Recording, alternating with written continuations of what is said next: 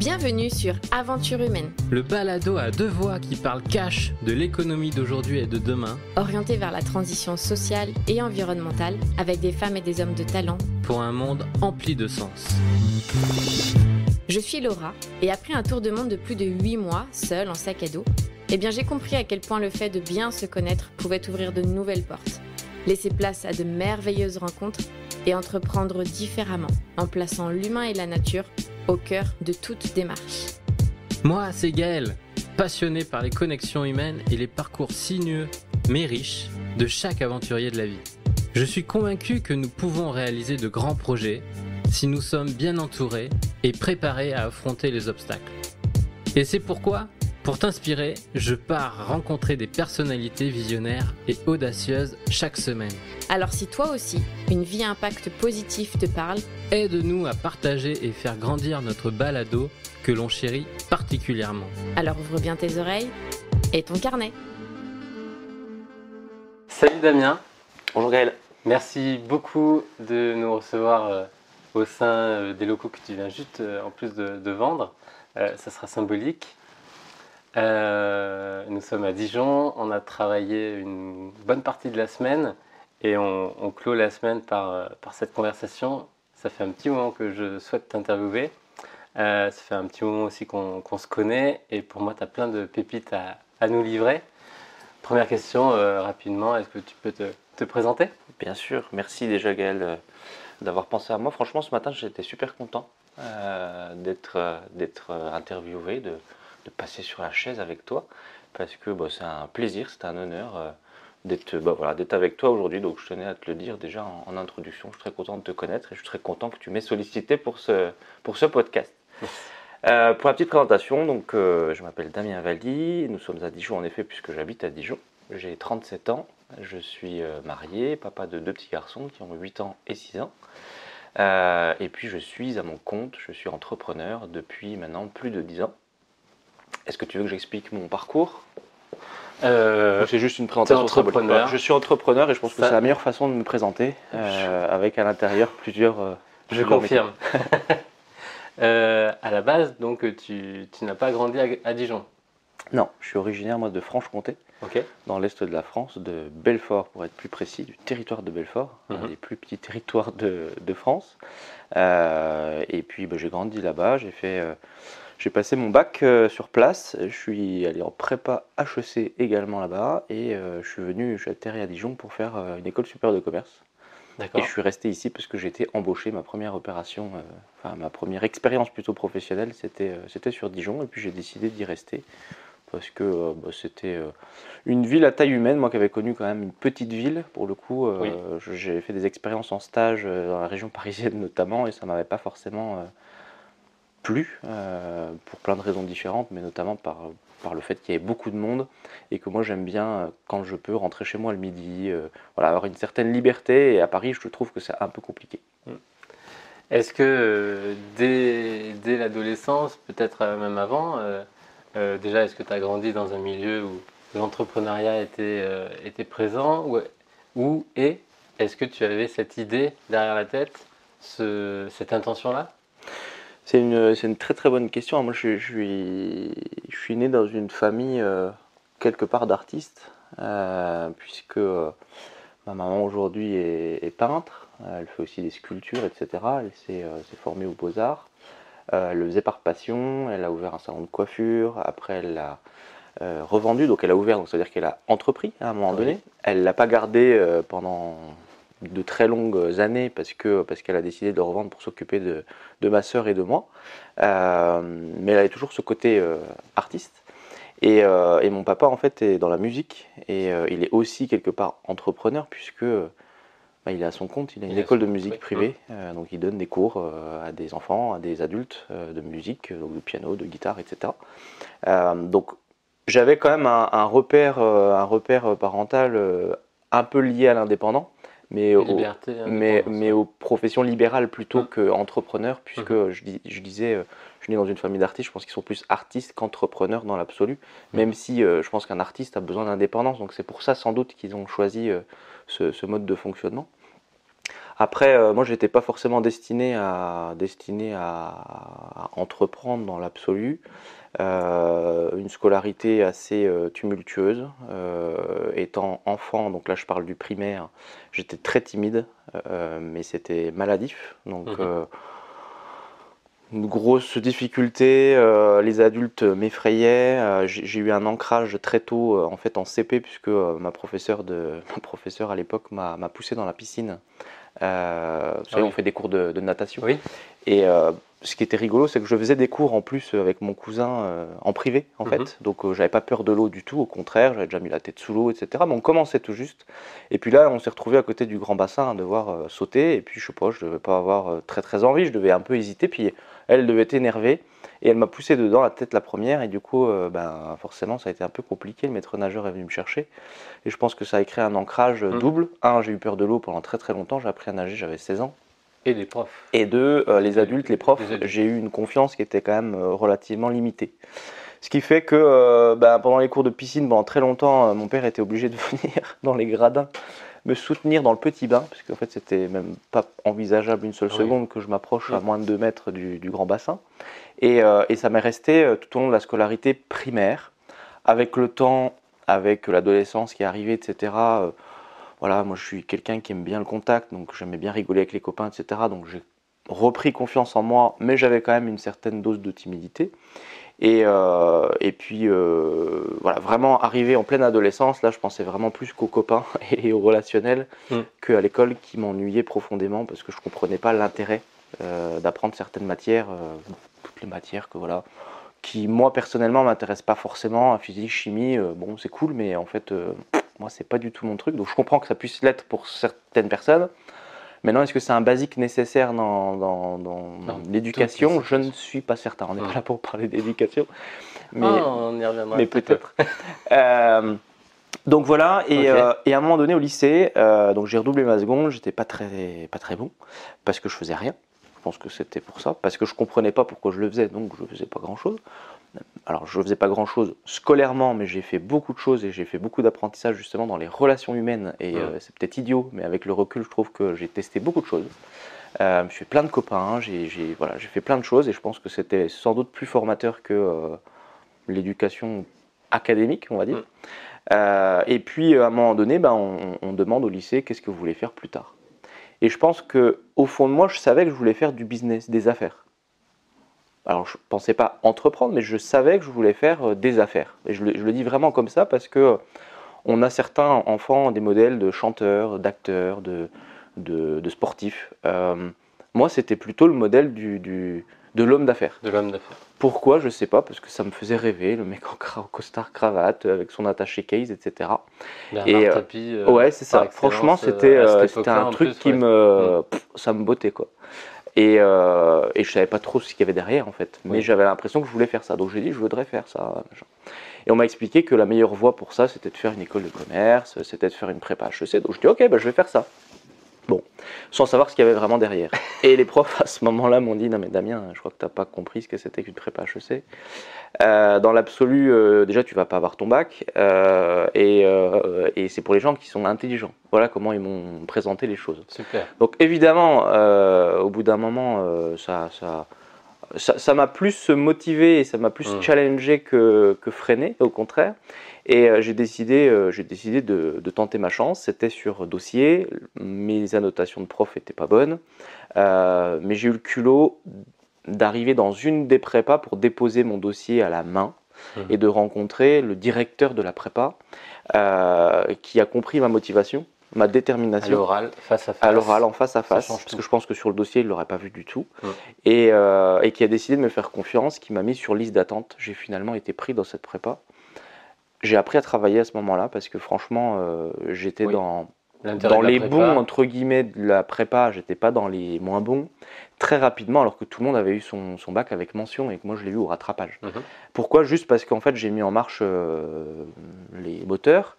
Je pense pas que j'ai des moteurs spécialement puissants de base, pour être très franc. Par contre, j'ai décidé de les solliciter au maximum. Donc j'ai travaillé. Avec le recul, c'est un super apprentissage, sauf que ça ne sert pas à grand-chose. On apprend à apprendre. On apprend à apprendre et on apprend à s'organiser. Et comme je suis d'une nature entre guillemets fainéante, c'est-à-dire que j'aime bien aller à l'essentiel et pas faire des détours et pas me polluer et me fatiguer pour rien. En fait, j'ai une culture du résultat. Si je peux aller en ligne droite, je préférerais le faire de cette manière. Donc ça m'a appris pas mal de choses par rapport à ça. J'ai intégré ensuite une école de commerce avec un objectif à l'époque relativement clair. Aller dans une grande boîte et puis faire carrière, monter les échelons les uns après les autres. C'était ça mon objectif. Donc c'était absolument pas d'entreprendre finalement. Et puis c'est ce que j'ai fait. Dès la première année, en fin de première année, j'ai décidé de faire ce qu'on appelle un apprentissage. Ça se fait aussi en école de commerce. Donc le but c'est de rejoindre une entreprise. C'était le début des apprentissages à l'époque en effet. Et j'ai décidé de rejoindre une entreprise. C'est elle qui payait ma scolarité. Et donc ça c'était plutôt cool, même si mes parents étaient prêts à m'aider sur ce côté-là. Je pense que c'était une question de fierté aussi. Et en fait, eh bien, dès la deuxième année, j'étais en entreprise la moitié du temps. Alors, c'était pas un jour, parce que ça, je trouve que ces formules sont compliquées. C'était 6 mois. C'était 6 mois. Et puis après, j'avais des cours. Et puis, dès la deuxième année, en fait, j'avais un contrat de travail, puisqu'en apprentissage, c'est un contrat de travail. Donc, j'étais payé sur la base du SMIC, plus sur des primes, plus on me payait la scolarité. Donc, c'était quand même une opération financière relativement intéressante, une de mes premières rigolotes. J'avais fait au préalable en plus un prêt étudiant pour payer ma scolarité dans son intégralité et du coup je ne l'ai pas utilisé pour ça en tout cas. Je ne l'ai pas utilisé pour la scolarité, on pourra y revenir tout à l'heure, je l'ai utilisé pour d'autres choses. Donc école de commerce, j'ai intégré une très grande entreprise du groupe Bouygues, donc une filiale du groupe Bouygues, dans le bâtiment, dans la promotion immobilière pour être même plus précis. Ça s'est bien passé. Je pense qu'ils étaient contents de moi et assez vite l'équipe a grossi. Plusieurs collaborateurs sont venus rejoindre l'équipe et l'un d'entre eux s'est fait remercier au bout d'un certain temps parce que les résultats n'étaient pas au rendez-vous. Et il avait un poste stratégique puisque c'est lui qui anticipait toutes les opérations à venir. La promotion c'est assez long, c'est-à-dire que trouver une opération et l'imaginer, c'est 2 ans ou 3 ans avant qu'elle sorte de terre et qu'elle soit terminée, quoi. Donc il faut vraiment anticiper les choses parce que sinon on se retrouve avec rien à produire et c'est problématique puisque forcément on n'a pas de sous pour payer les équipes, etc. Clairement c'est ce qui s'est un petit peu passé et à l'époque c'est quelqu'un qui avait une dizaine d'années de plus que moi et qui était diplômé d'une école de commerce plus prestigieuse. C'est triste en France, mais c'est à ce moment-là que je me suis rendu compte réellement de l'histoire des classements, de l'histoire de l'âge, de l'histoire de certains préjugés qui collent à la peau finalement, mais qui sont aussi dans les entreprises et qui font que, en fonction de ton âge, en fonction de ton diplôme, parfois en fonction de ton sexe, il faut quand même le dire, eh bien, tu as le droit à un salaire et tu as le droit à un poste. Encore aujourd'hui, oui. Bon. Et donc cette personne s'est fait remercier. Moi j'étais là au bon moment, au bon endroit et on s'est dit lui il va faire la rustine le temps qu'on trouve quelqu'un de justement plus âgé, plus qualifié, etc. Et j'ai eu accès juste à ce moment-là, j'ai pas eu un gros changement de contrat, j'ai juste eu accès à un variable en plus.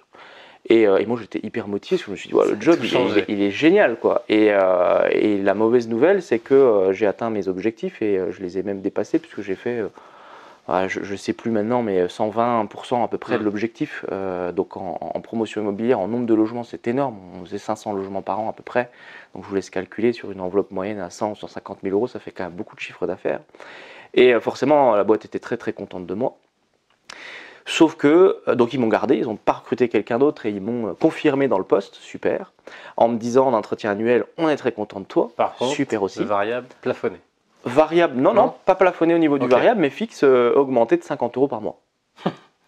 Et donc, quand tu as fait le job pendant 1 an, que tu as augmenté ton revenu par rapport à ce variable, que les gens sont contents de toi, mais qu'on t'augmente que de 50 euros, bon, tu te dis, c'est moyen. Certes, la politique d'augmentation du groupe n'était pas énorme à ce moment-là, donc ils faisaient un effort pour me montrer que, ok. Par contre, mon prédécesseur gagnait la même chose que moi, avec mon variable en fixe. En fixe, oui. Et donc, il n'était pas compétent, il était plus âgé, plus diplômé, et on le payait plus sur son fixe. Est-ce que c'est normal? Est-ce que c'est juste? On y reviendra peut-être. Je pense que c'est une valeur qui est pour moi importante. On n'a que ce qu'on mérite, et moi, je fonctionne au mérite.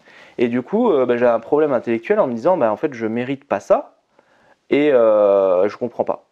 Donc j'ai essayé de comprendre, mais je n'avais pas d'explication logique. Donc je sors de ce système-là. Bah, frustration. Frustration. Deuxième frustration, j'aime bien les voitures et à l'époque, je peux en parler, du coup, le prêt que j'avais fait pour mes études m'a servi à acheter ma première Porsche décapotable. Alors ça peut paraître un peu fou, mais sauf que j'ai toujours une logique financière derrière. Donc en fait j'ai acheté cette Porsche, mais je l'ai revendue plus cher que ce que je l'avais acheté et puis j'ai toujours changé. Ce qui fait que le budget que j'ai utilisé avec mon prêt étudiant a été autofinancé, auto-remboursé et après je suis parti avec des voitures plus grosses en ayant réussi à rembourser ce prêt et puis en réussissant à ne pas perdre sur les transactions. Bref, en France c'est compliqué d'avoir des belles voitures. Sauf que moi j'aime les belles voitures donc j'assume et c'est comme ça. Et mon entreprise m'a fait comprendre qu'aller travailler en Porsche c'était pas bon pour l'image de la boîte. Donc j'ai dit pas de souci, filez-moi une voiture. Ah bah non, parce que dans les échelons, tu vois, tes cadres, mais tes cadres numéro, échelon 1 ou 2 ou machin.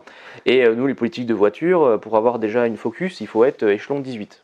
Il y avait vraiment des voitures nulles. Non mais vraiment, c'est-à-dire que même le directeur général avait une voiture, pour moi qui aime les voitures, pas terrible, et était directeur général, quoi. Donc, je dis, donnez-moi une voiture commerciale, avec des logos, je vous fais de la pub, moi il n'y a pas de souci. Ben non, t'es cadre. Et ça, c'est pour les non-cadres qui sont sur les chantiers, qui sont machin, etc. Bon, à l'époque, j'ai racheté une deuxième voiture pour aller bosser, parce que j'étais quand même très respectueux, très corporate, etc. Sauf que la frustration, elle a grossi, et je me suis dit, en fait, je pense que ce que tu as imaginé, gravir les échelons, etc., je pense que ça va être très, très frustrant, et que ça va pas te convenir. J'avais fait d'autres constats en interne, c'est que finalement, je travaillais à mi-temps là-bas. Mes résultats, je les obtenais à mi-temps. Le reste du temps, soit, franchement, je glandais, soit j'étais en réunion et du coup je glandais aussi, mais je glandais en groupe. Parce que vraiment, mais quand je dis glander, c'est un mot fort, alors familier mais fort, mais vraiment c'est ça quoi. C'est-à-dire que j'aurais été faire du sport ou j'aurais fait autre chose, c'était la même chose en termes de résultats, c'est-à-dire de chiffre d'affaires, de développement d'entreprise, etc. Et ça c'est pareil, moi ça me frustre, j'ai dit que j'aime bien aller aux résultats, mais du coup perdre mon temps sur des trucs en plus qui m'ennuient, faire des réunions pour faire des réunions, moi ça m'agace. Voilà. Donc, décision est prise dans ma tête, il faut que je parte. Combien de temps après Je suis resté quand même... 3 ans, 4 ans Je suis resté 4 ans. Ok. Si je compte tout, c'est-à-dire la période d'apprentissage, etc., je suis resté quand même 4 ans. Et du coup, quand j'étais apprenti, j'ai appris beaucoup de choses, donc j'étais dans une période de croissance intellectuelle, c'était très bien. Et finalement, je suis resté à peu près 2 ans dans le poste dans lequel ces choses se sont passées. Okay. Je suis parti en très bons termes, j'ai fait un préavis très long pour ne pas les laisser dans l'embarras, etc. Mais j'ai pris mon indépendance. Au moment où tu es parti, tu as eu avais déjà donc cette. J'avais déjà créé une entreprise avant. Tu savais ce que tu pas allais trop, faire. Mais du coup, j'ai parlé de l'automobile il y a un instant. Oui. La première façon de me lancer, ça a été de créer une entreprise dans l'automobile, en me disant, la toute première, que j'ai créée avant du coup de partir, en faisant de l'achat-revente et des conseils aux gens qui souhaitaient acheter des belles voitures à moindre coût. En essayant d'avoir une voiture qui s'autofinance et ce genre de choses. Donc j'ai fait ça. Je l'ai fait même avec un associé de l'école de commerce parce que je pense que ça m'aidait aussi sans doute à me lancer, ça faisait moins peur. On n'est pas resté associé très longtemps parce qu'il y a eu d'autres problématiques. Quand on est associé, il y a plein d'autres choses et puis je pense qu'on l'a fait assez vite. Des fois quand on discute le soir autour d'une bière, on voit les choses de la même façon. Quand après il faut travailler, c'est pas tout à fait la même chose. Puis il y a plein d'autres choses qui ont fait qu'on a décidé de se séparer au bout d'1 an et demi à peu près. Je regrette pas non plus cette période-là. J'ai tendance à pas regretter les expériences que j'ai pu avoir dans la vie parce que je pense qu'elles sont extrêmement formatrices. Et enseignantes. Donc voilà. Et puis très vite, j'ai monté une entreprise dans le conseil. Dans ce que je savais faire, c'est-à-dire la promotion immobilière. J'ai travaillé avec des investisseurs suisses. J'ai signé mon premier gros contrat à 6 chiffres avec un client. Ce qui était quand même énorme à l'époque, j'avais pas 30 ans, donc je devais avoir 27 ans à peu près, j'avais signé un très très gros contrat, j'aimais les voitures, j'avais un Cayenne Turbo sur mon activité, je roulais en Audi R8, enfin, c'était vraiment sympathique. Et puis très naturellement, puisque ça faisait la boucle avec mes différentes passions, l'immobilier qui est vraiment une passion parce que j'aime bien ce produit. Je suis très produit et pour moi c'est le produit d'une vie, un logement, c'est un endroit dans lequel on passe du temps. C'est un vrai investissement, oui. Donc ça c'était important, puis j'aime bien les chiffres, ça m'amuse, donc j'aime bien la finance. Ce que je disais pas, c'est que quand je m'ennuyais chez Bouygues, maintenant je peux le dire puisqu'il y a prescription, je boursicotais en fait dans mon bureau. Maintenant j'atteignais les résultats, donc je pense que tout le monde s'en fichait, mais voilà, j'achetais, je revendais des choses. Tu glandais pas vraiment en fait. Je glandais à ma façon, disons je glandais pour le job. Et du coup j'ai ouvert un cabinet de gestion de patrimoine. Voilà. Ok. Qui est aujourd'hui mon activité, je dirais, entre guillemets principale, mon cœur d'activité, et dans lequel j'ai développé un portefeuille de clients, soit particuliers, professionnels, que j'accompagne sur des problématiques d'investissement immobilier, de placement financier, etc., pour essayer de faire grossir les choses. En fait, c'est ça mon métier, je suis payé pour ça. Et dans lequel j'ai développé aussi un réseau d'entrepreneurs dans la gestion de patrimoine que j'accompagne à faire exactement la même chose que moi, en fait. Donc, tu es resté combien de temps tout seul? Tu as très rapidement du coup lancé cette équipe, ce réseau? Assez vite, ouais. Ouais. Assez vite, puisque je me suis lancé en 2007 dans l'entrepreneuriat, et en fait, je crois qu'en 2010, l'équipe était déjà en marche, quoi. Donc finalement, ça a été assez rapide. Ça a dû durer 2 ans. Quand tu parles d'équipe, du coup, c'est d'indépendants. 5-10 personnes? Ouais, 5-10 la première année. Parce que là, aujourd'hui, on en est à 200. 200 personnes. C'est ça. Ouais. Ça a été après assez rapide et exponentiel, mais c'est toujours comme ça. Donc les premières années, ça a pris du temps, de la frustration, de l'apprentissage, des choses qui ne se passaient pas bien. Je vous le dis parce que c'est normal, en fait, ça fait partie du chemin. Et puis au fil de l'eau, il y a des choses qui sont faites, il y a eu des déclics, il y a eu plein de choses. Et puis c'est vrai qu'aujourd'hui, ça fonctionne plutôt bien. Par exemple, qu'est-ce qui s'est mal passé, pas bien passé? Par exemple, quand on travaille là pour le coup avec des indépendants, mon rôle, c'est de leur permettre d'avoir des résultats aussi, dans le même métier que le mien, c'est-à-dire celui de la gestion de patrimoine. Donc, c'est de leur apprendre le job. Et puis, alors le job de conseiller en gestion de patrimoine, ils le connaissent. Et je veux dire que moi, je les aide en faisant le dictionnaire dans certains cas, ou en les aidant à réfléchir. Mais c'est pas trop là-dessus, c'est plus sur le métier de chef d'entreprise. Parce que quand on est conseiller en gestion de patrimoine, on a 2 métiers. On a celui-là, qui est technique, mais on a aussi celui du chef d'entreprise. Et c'est plus là-dessus, je pense, que moi j'avais un rôle, et j'ai un rôle, par rapport aux gens avec qui je travaille. Sauf que parfois, on a tendance à faire trop de choses pour eux. Donc, finalement, on ne les rend pas autonomes. Et donc, je pense que c'est plus dans ma façon de faire et d'appréhender les relations avec ces personnes-là que j'ai changé au fil du temps, et que je suis devenu très, très détaché déjà. Et surtout, que j'ai fait en sorte de les rendre autonomes. Parce qu'en fait, mon leitmotiv par rapport à ça, alors certains aimeraient que je sois plus présent, que je sois plus à les driver dans certaines choses, etc. Mais je pense que c'est pas mon rôle, et surtout que c'est une erreur stratégique, parce que comme j'ai vraiment envie de les aider en profondeur, je pars du principe que si demain je suis plus là, pour X ou Y raison, il faut qu'ils s'en sortent. Et j'ai pas envie de les rendre dépendants de moi. Donc c'est frustrant pour moi, parce que des fois l'ego fait qu'on a envie d'être tout le temps là, de se sentir hyper attendu, etc. Et c'est là où j'ai changé quelque part un peu les choses, et je pense que ça s'est bien passé, puisque finalement j'ai des gens avec qui je travaille qui prennent le relais, et qui sont devenus, même, je peux le dire franchement, sans aucune, en toute franchise, ils sont meilleurs que moi. Et tant mieux, puisque finalement c'est ça qui fait que j'ai réussi aujourd'hui. Donc voilà. Puis si tu laisses trop de place à l'ego, tu fais trop de choses, tu n'aurais jamais réussi à développer un réseau de 200 indépendants. Et laisser de la place pour meilleur que soi, c'est compliqué si on met trop d'ego dedans. Alors je pense que de l'ego il en faut, et je pense que j'en ai comme tout le monde. Pas qu'il soit mal placé. Mais c'est toujours une question de nuance et de dosage. C'est-à-dire que dans la vie, et je m'en rends compte avec maintenant l'expérience, c'est jamais blanc ou noir. C'est toujours entre les deux, c'est toujours un savant mélange, un peu comme dans la cuisine, où il faut épicer mais pas trop, il faut bien cuire mais pas trop, et c'est ça en fait l'entrepreneuriat, c'est essayer de trouver en fait le bon équilibre, le juste dosage, avec un peu d'ego, pas trop d'ego, et dans tous les domaines.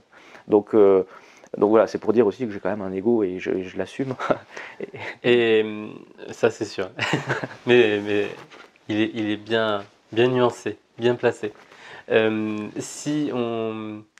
Du coup, pour constituer donc cette équipe, tu as mis en place tout de suite un process pour cadrer les choses, les amener, leur donner des outils, pour qu'ils s'améliorent, mais qu'ils s'approprient ces outils pour être autonomes. Ouais, alors ce que j'ai pas dit, c'est que du coup j'ai décidé de faire tout ça. Je l'ai pas fait tout seul. C'est-à-dire qu'en fait, j'ai créé moi à mon niveau cette équipe de 200 cabinets de conseil en gestion de patrimoine. Mais je fais partie d'un réseau qui a le même mode de fonctionnement, ce qui fait qu'on était plusieurs à avoir la même dynamique de construction de nos propres équipes, etc. Et c'est important parce que ça veut dire qu'on a construit aussi nos outils ensemble. Je dis on parce qu'évidemment j'ai fait partie de l'équipe pour ces outils et j'en fais encore partie pour améliorer les choses. D'accord. Mais oui, il y a eu des process et on a essayé d'avoir vraiment un cahier des charges assez structuré par rapport à tout ça parce que c'est comme ça qu'on gagne du temps.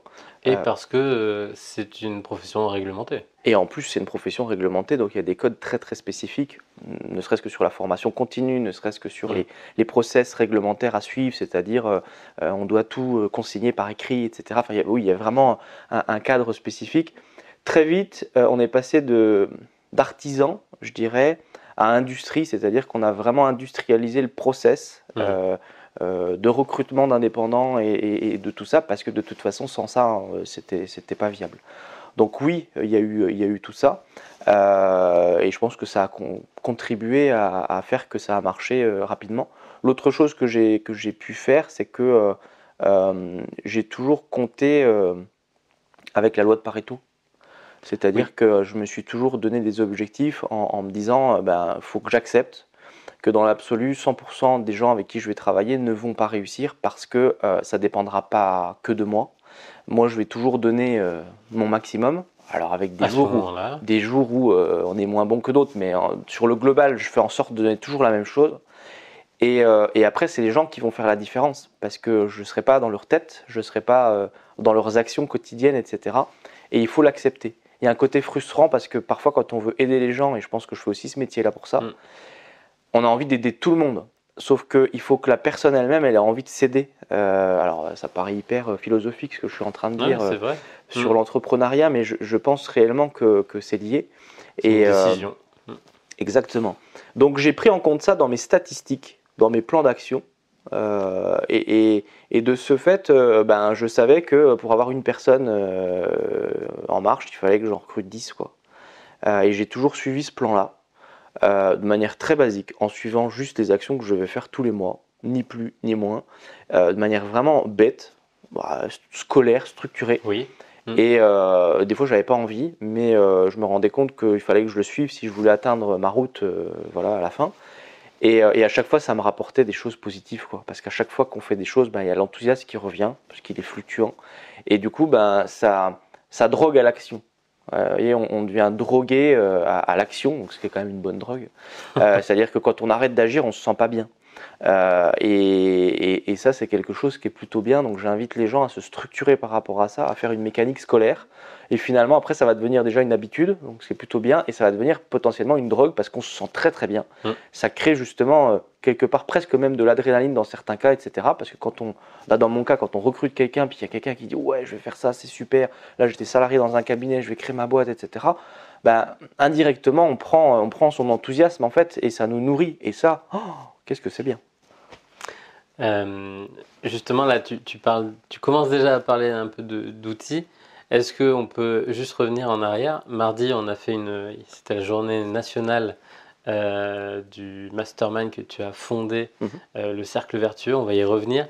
Mais du coup, tu as fait une petite présentation sur les 4 piliers pour toi, du chef d'entreprise, de l'entrepreneur, les outils, la planification, le cadrage de ces plans d'action qui droguent et qui motivent à passer à l'action étaient dedans. Si on se remet juste à un petit niveau au-dessus, tu peux nous expliquer ça?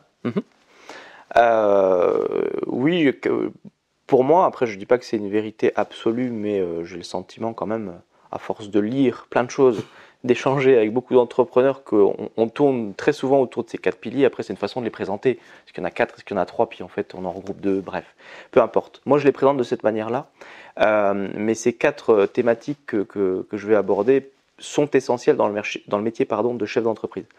On le disait, je suis entrepreneur, toi aussi. On s'adresse en partie à ceux qui écoutent ce podcast, à des entrepreneurs ou des entrepreneurs, de futurs entrepreneurs. C'est pas qu'une question d'ailleurs de structure juridique. l'entrepreneuriat. Je le dis au passage, ça peut être dans des associations, ça peut être dans plein de choses, même si on est salarié, Carrière on peut sportive, être entrepreneur. Bref, artistique, tout. c'est pas le débat, mais je le précise quand même au passage. Il y a 4 piliers. Le premier, c'est l'état d'esprit, c'est-à-dire ce qui se passe dans votre tête. Ça, c'est sans doute le savoir-être le plus important, c'est-à-dire se connaître, savoir se contrôler au niveau de ses émotions, au niveau de ses pensées, au niveau de sa visualisation, de ses objectifs, etc. Ses croyances, etc. Donc tout ce qui se passe dans la tête, on peut associer à ça le développement personnel, la préparation mentale, bref, tout ce qui peut rentrer là-dedans, c'est important à travailler. C'est un travail sur vous, et ça, je pense que c'est le travail le plus urgent, le plus prioritaire pour atteindre le succès, et puis surtout au-delà du succès, puisque c'est une définition relativement floue, le bonheur dans le travail, voilà. Donc c'est important en fait, parce que le succès on le met où on veut, en fait c'est c'est pas palpable comme notion, mais en tout cas être heureux, on comprend peut-être un peu mieux ce que ça représente, et c'est important, donc ça il faut le chercher d'entrée de jeu. Tout de suite, pas dans 20 ans. Tout de suite. Donc première chose à faire sur ce pilier-là, c'est définir en fait son pourquoi, sa raison d'être, mais profonde. Moi j'ai mis longtemps à le trouver, pour être honnête, parce que je faisais des raccourcis sur des choses qui me faisaient rêver, sur des choses plutôt matérielles, parce que c'est vachement plus facile d'atteindre des choses matérielles et de viser des choses matérielles, parce que voilà, c'est palpable, mais c'est pas ça le pourquoi en fait. Et puis c'est pas non plus d'autres personnes, que ce soit les enfants, que ce soit la famille, et c'est hyper important pour moi. Donc j'arrive à en parler de manière très objective, parce que la famille pour moi c'est aussi un pilier quelque part qui est central. Mais c'est pas ça un pourquoi qui fait que, évidemment, ma famille, il n'y a pas de débat, ça sera toujours ma priorité. Mais qu'est-ce qui fait que j'ai envie de me dépasser professionnellement ? Parce qu'on peut très bien s'occuper de sa famille sans avoir envie de se dépasser professionnellement en fait. Donc vous voyez, c'est pas en lien. Et ça je l'ai compris, mais pas tout de suite, pour être honnête. Donc plutôt on le met en question, on l'applique, je pense plus vite on obtient explose, quelques réponses, je sais pas comment. Voilà. Et donc, ça c'est le premier sujet. Aujourd'hui ? Et aujourd'hui, je pense que je suis arrivé à un niveau où, alors j'aurais jamais fini de travailler sur moi, parce que je pense que jusqu'au dernier jour, on doit se développer personnellement. Okay. Donc c'est un travail continu, c'est du développement personnel continu. Mais je pense qu'avec le temps, j'ai 37 ans, alors je ne suis pas non plus très vieux, mais j'ai acquis une certaine sagesse, une certaine expérience, un certain recul, qui fait qu'aujourd'hui déjà je me connais beaucoup mieux qu'avant. Je connais mes émotions, je sais comment je réagis. Je sais quand je suis en train de partir dans des émotions d'un côté ou de l'autre, et j'arrive à me faire redescendre assez rapidement aujourd'hui. Donc ça c'est une vraie force. J'ai des objectifs, j'ai un pourquoi, bref. Donc tout ça, voilà, je travaille dessus au quotidien. Je suis dans une semaine encore en stage de préparation mentale, et on y sera ensemble. Donc c'est que je travaille sur moi quand même au quotidien. Aujourd'hui, je voulais te poser la question, ton pourquoi ? Alors, professionnellement, est-ce que mon pourquoi professionnellement, en fait, alors le pourquoi c'est toujours une contribution au monde. La contribution au monde, pour moi, c'est je veux inspirer les gens pour leur montrer déjà que quelque part il y a l'ego qui parle, je suis capable de faire des choses bien, mais surtout que c'est possible. C'est-à-dire que je veux montrer aux gens que les choses sont faisables, et que si moi j'y arrive, ils peuvent le faire aussi. Et c'est ça la contribution que j'ai envie de passer au plus grand nombre, parce que finalement la vie elle est courte, elle passe rapidement, et je pense qu'il faut vivre ses rêves et qu'il faut aller où on s'éclate. Donc il y a vraiment une notion de contribution importante, c'est que j'ai dépassé vraiment les stades matériels et financiers, parce que j'ai eu la chance d'avoir des trucs plutôt pas mal de ce côté-là, et assez rapidement en plus. Ce qui fait que je me suis rendu compte, une fois que je les avais barrés de ma liste de trucs, que j'en avais d'autres, on en a toujours d'autres, mais c'est pas ça qui me motive au quotidien, et je me suis rendu compte que très souvent quand j'avais plus d'énergie, c'est clairement pas ça qui me motivait. Donc là, aider les gens à prendre conscience qu'ils ont un potentiel qui est juste énorme, et donc les inspirer dans ce que je peux faire à mon petit niveau, c'est ça mon pourquoi. Voilà. Merci pour le partage. Avec plaisir. Donc il reste trois piliers. Le deuxième, quand on a une entreprise, je le disais lors de la conférence mardi, une entreprise c'est finalement une unité commerciale, c'est une entité qui est là pour faire du profit, qui vend des biens ou des services et qui est là pour faire des chiffres. du profit. Il faut le comprendre parce que des fois on a tendance à l'oublier. On est dans un monde où de plus en plus de gens prennent conscience de tout ce qu'on vient de se dire sur le développement personnel, sur le fait de se réaliser, d'avoir du sens, etc. Et moi je trouve ça génial. Oui, mais si on le fait dans une logique entrepreneuriale, le but du jeu, et je dis jeu volontairement parce que c'est un jeu, c'est d'avoir un bon score. Donc le bon score, c'est de faire du chiffre. C'est de gagner. Donc après, c'est pas grave si on fait pas du chiffre, parce que ça reste un jeu et c'est pas ça qui va faire que votre vie elle va être gâchée ou pas, je le dis au passage. Donc c'est pour ça que le premier pilier il a vraiment beaucoup de sens. Mais le but quand même du jeu d'un entrepreneur, c'est d'essayer de développer quelque chose de plus grand. Et puis ça va nourrir son pourquoi, ça va l'aider à le réaliser encore plus vite, ça va l'aider à faire plein de choses, de contribuer encore plus au monde, etc. etc. D'avoir une équipe. Donc développement commercial, indispensable. Et malheureusement, le vendeur aujourd'hui, il n'a pas une bonne réputation, il n'a pas une bonne connotation en France. Et donc, tout ce qui est commercial, en général, moi j'entends les gens dire « Ah, mais le commercial, c'est pas pour moi, j'aime pas ça. » Oui, mais si vous êtes entrepreneur, vous devez développer un minimum de compétences dans ce volet commercial. Ça ne veut pas dire qu'il faut être capable de vendre n'importe quoi à n'importe qui. Parce que pour être très franc, je pense que je suis incapable de le faire. Et pour autant, je pense que dans le commercial, je suis bon. Je ne suis pas dit très bon, mais je suis bon. Sauf que je suis bon parce que si on vend les bons services et les bons produits, ou en tout cas bonnes personnes, des choses qui sont cohérentes, correctes, utiles, et qu'on est convaincu de ça, bah en fait c'est juste facile. C'est aussi bête que ça. Maintenant, si on me dit de vendre des trucs dans lesquels je ne crois pas, ça ne marchera pas. Donc voilà, je fais le biais avec une notion qui est importante, c'est celle de la conviction. Évidemment, il faut que vous soyez convaincu du produit ou du service que vous avez. Et souvent, le problème, il vient de là, il ne vient pas du principe de vendre. Il vient qu'on a des doutes par rapport à ce qu'on propose. Et du coup, si nous-mêmes, on a des doutes, ben, ça ne va pas bien se passer. Et dès qu'on a passé ce cap-là, donc finalement, qui est plus en lien avec le premier pilier, la vente, elle devient rigolote et ça devient un jeu.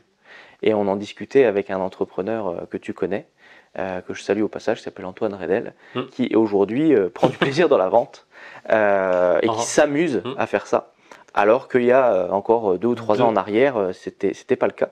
Ah, je pense même ou même il y a quelques mois, il avait pris, il s'était rapproché d'une équipe de closing. Exactement. En se disant je vais déléguer et j'aime pas ça. Et avant de déléguer, c'est une bonne chose que tu es en train de dire, c'est que quand on veut déléguer, il faut maîtriser un minimum les choses, je pense. Je le dis au passage parce que je pense que c'est une pépite, je sais pas comment on peut appeler ça, importante. Il faut au moins comprendre comment ça marche. Il ne faut pas forcément être le meilleur, mais il faut l'avoir appréhendé pour savoir comment ça peut fonctionner. Super. Donc, développement commercial, c'est le deuxième pilier. Je ne vais pas plus développer que ça parce que je pourrais en parler pendant des heures. Troisième pilier qui ne va pas forcément plaire à tout le monde, mais qui est indispensable pour moi, c'est tout ce qui est lié à la gestion financière, c'est-à-dire aux chiffres.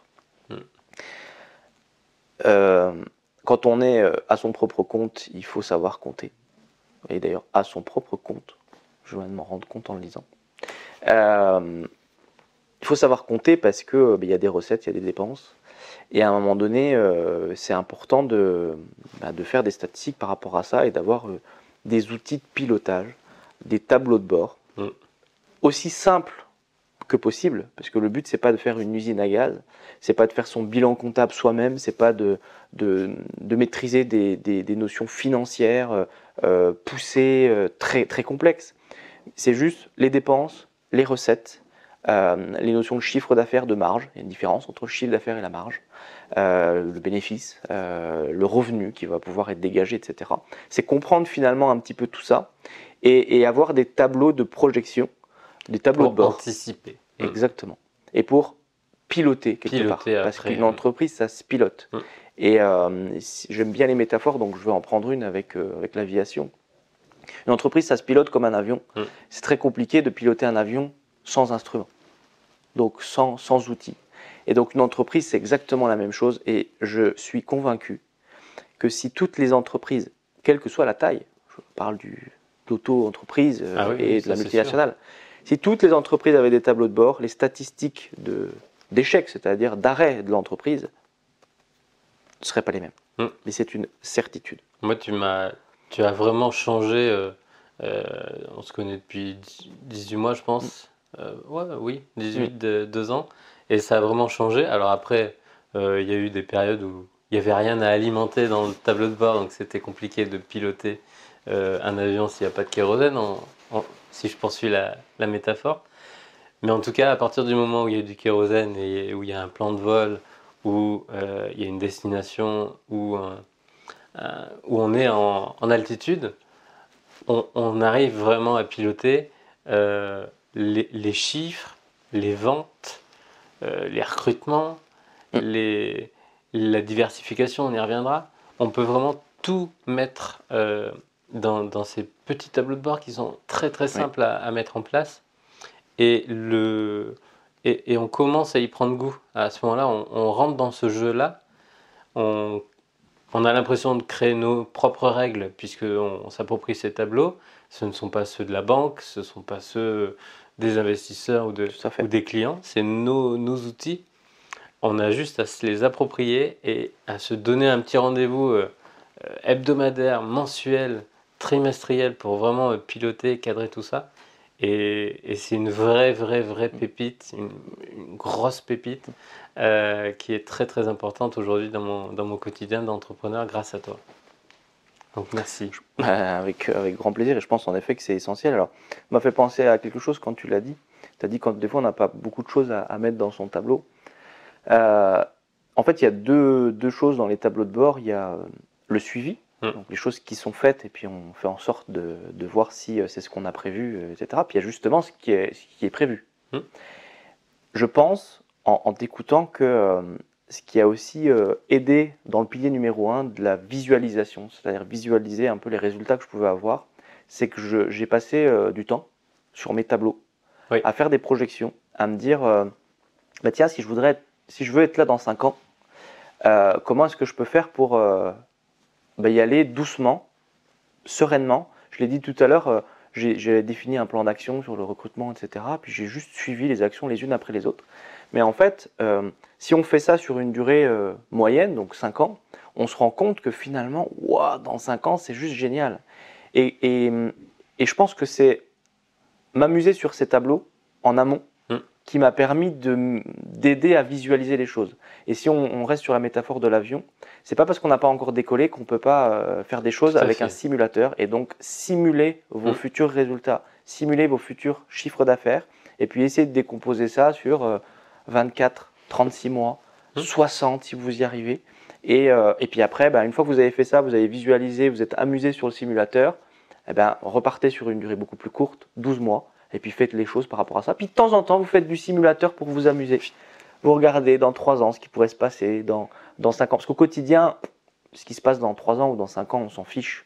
Donc même si c'est hyper sexy comme objectif. Je pousse un maximum cette métaphore parce qu'elle me plaît vraiment avec cette passion que j'ai.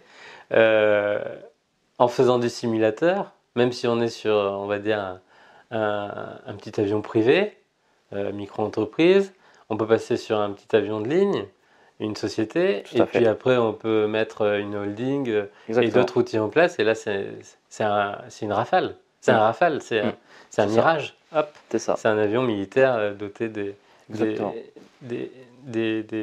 outils les plus puissants. Et on peut faire du simulateur alors qu'on n'est pas encore sur cette catégorie. Exactement, tout à fait. Effectivement. Donc voilà, c'est en lien finalement, tous les piliers sont interconnectés quelque part, et ça marche comme ça. Toutes les casquettes. 4e ? Yes. 4e dernier, l'expansion, le développement, c'est finalement ici à la fois tout ce que je peux faire pour optimiser les choses en termes de gestion du temps, en termes d'efficacité, en termes d'efficience, en termes de délégation, en termes de scaling, si on prend un terme un peu à la mode et en anglais, c'est-à-dire essayer de croître avec le moins d'efforts possible quelque part. C'est aussi le développement et faire en sorte d'avoir des revenus différents, complémentaires. Pourquoi ? Il y a une base. Alors c'est sans doute mon métier de gestionnaire de patrimoine qui fait que je pense comme ça en tant qu'entrepreneur aussi. Mais une des premières choses qu'on dit lors d'une rencontre avec un client, c'est on ne met pas tous ses œufs dans le même panier. La diversification, elle est capitale parce que des produits miracles, il n'y en a pas. Ça n'existe pas, ni en immobilier, ni en placement. Il y a des cycles, il y a des marchés. Et ces marchés, ils peuvent à un moment donné bouger. Donc si on veut être sûr de gagner, il y a deux choses qui font qu'on gagnera toujours. C'est le long terme. Oui. C'est les efforts réguliers, donc par exemple en finance. Donc c'est la même chose en fait dans l'entrepreneuriat, c'est pour ça que je le dis comme ça.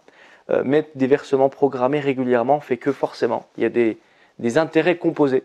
Ben, dans l'entrepreneuriat, c'est exactement la même chose. Il y a des expériences, il y a plein de choses qui vont faire que. Donc la durée. Et puis le fait de diversifier. Donc quand on a une entreprise, ben, je pense que le plus tôt possible, il faut essayer de sortir de cette entreprise pour essayer d'avoir des revenus complémentaires, des activités différentes, voilà, qui font que le revenu que vous attendez, il est divisé en fait dans plusieurs sources. Il est réparti. Plusieurs, oui, plusieurs domaines, sources. plusieurs offres, plusieurs sources. Exactement. L'intérêt, il est en lien avec le premier pilier, c'est que forcément, si on attend moins de son entreprise, ben on va être plus détaché. Si on est plus détaché, on va être meilleur. Moins impacté par Exactement. quelconque des résultats. Oui.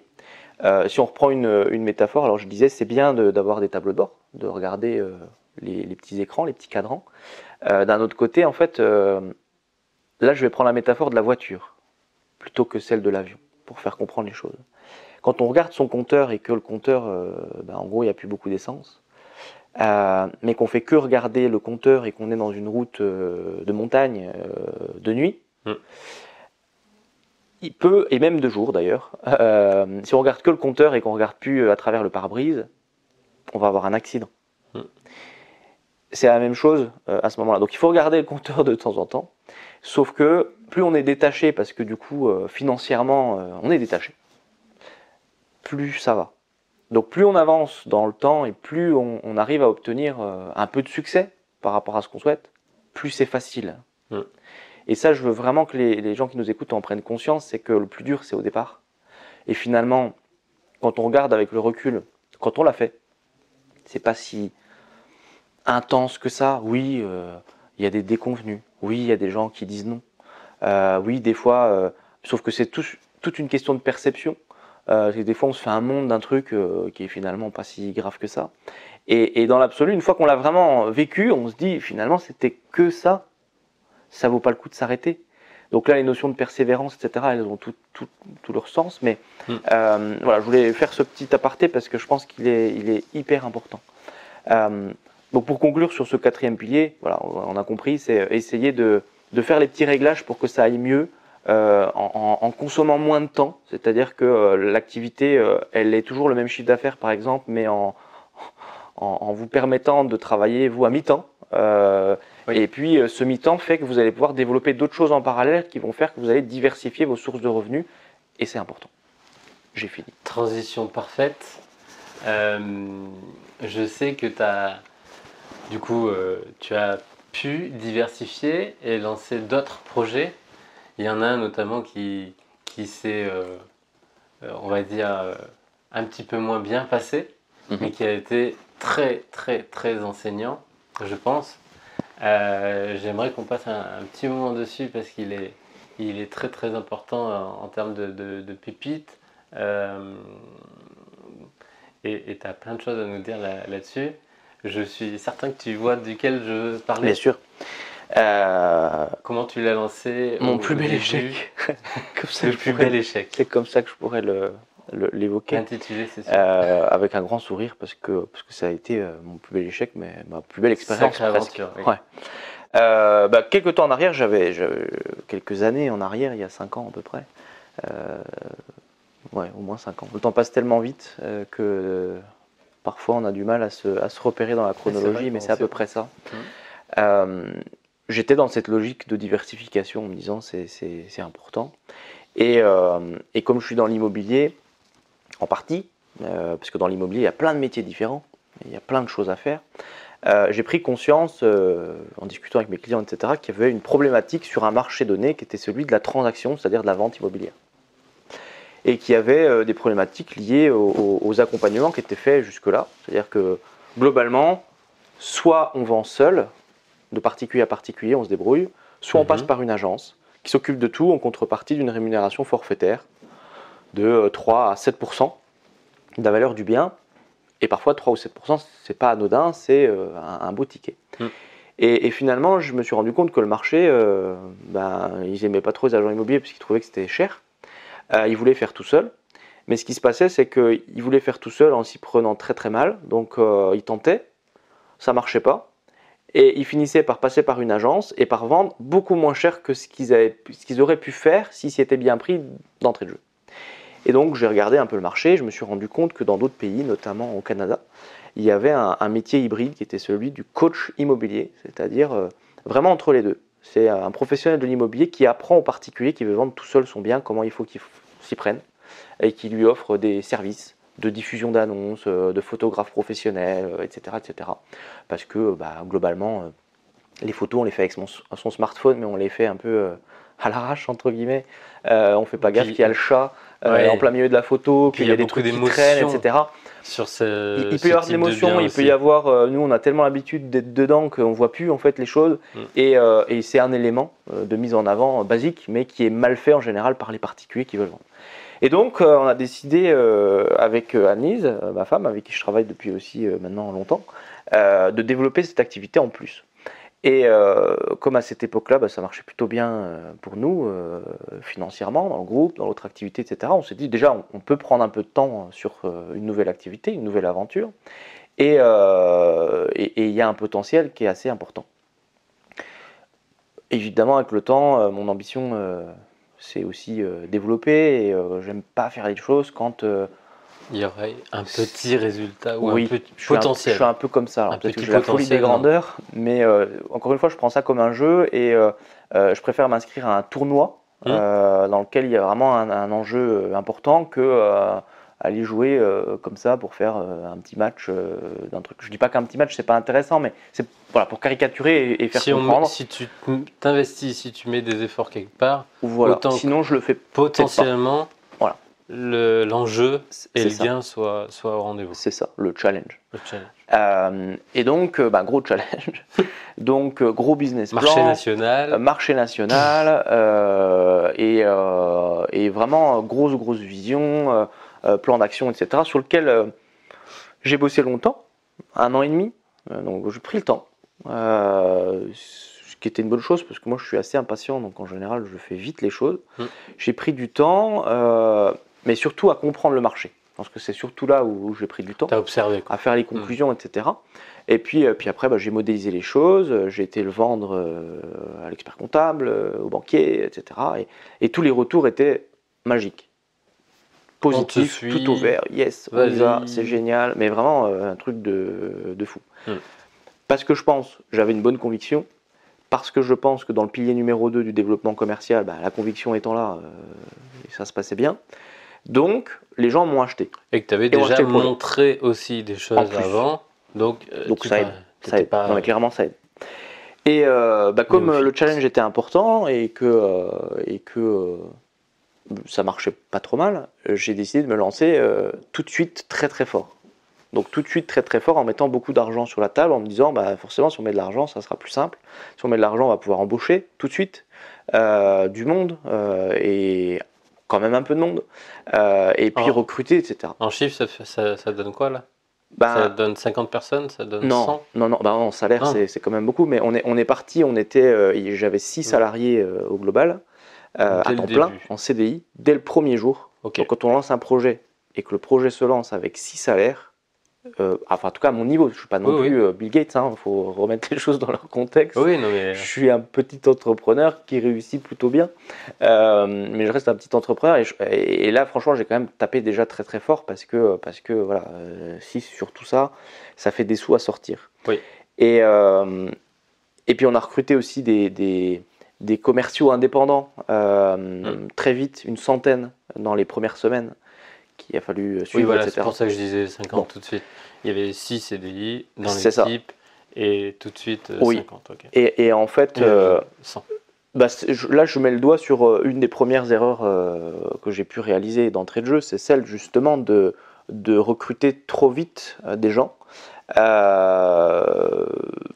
sans finalement avoir de choses concrètes à leur faire faire, puisque l'entreprise, elle a été créée avec eux. C'est-à-dire, c'était en tout début d'une année, le 4 janvier, on s'est tous retrouvés, c'était l'ouverture de la boîte, quoi, pour schématiser. Il s'était rien passé avant. D'accord ? Et donc, les salaires, il faut les sortir dans quelques jours, et on commence tout ensemble.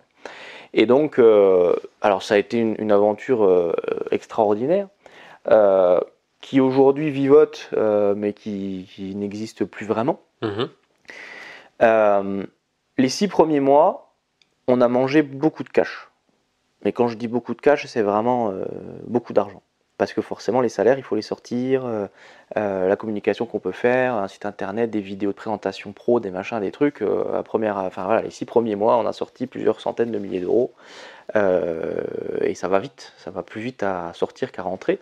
Et en face, on n'a pas rentré grand-chose. Même avec les 100 agents co. Non, parce que les 100, ils sont arrivés à peu près dans les 6 mois, mais sauf qu'il fallait les former.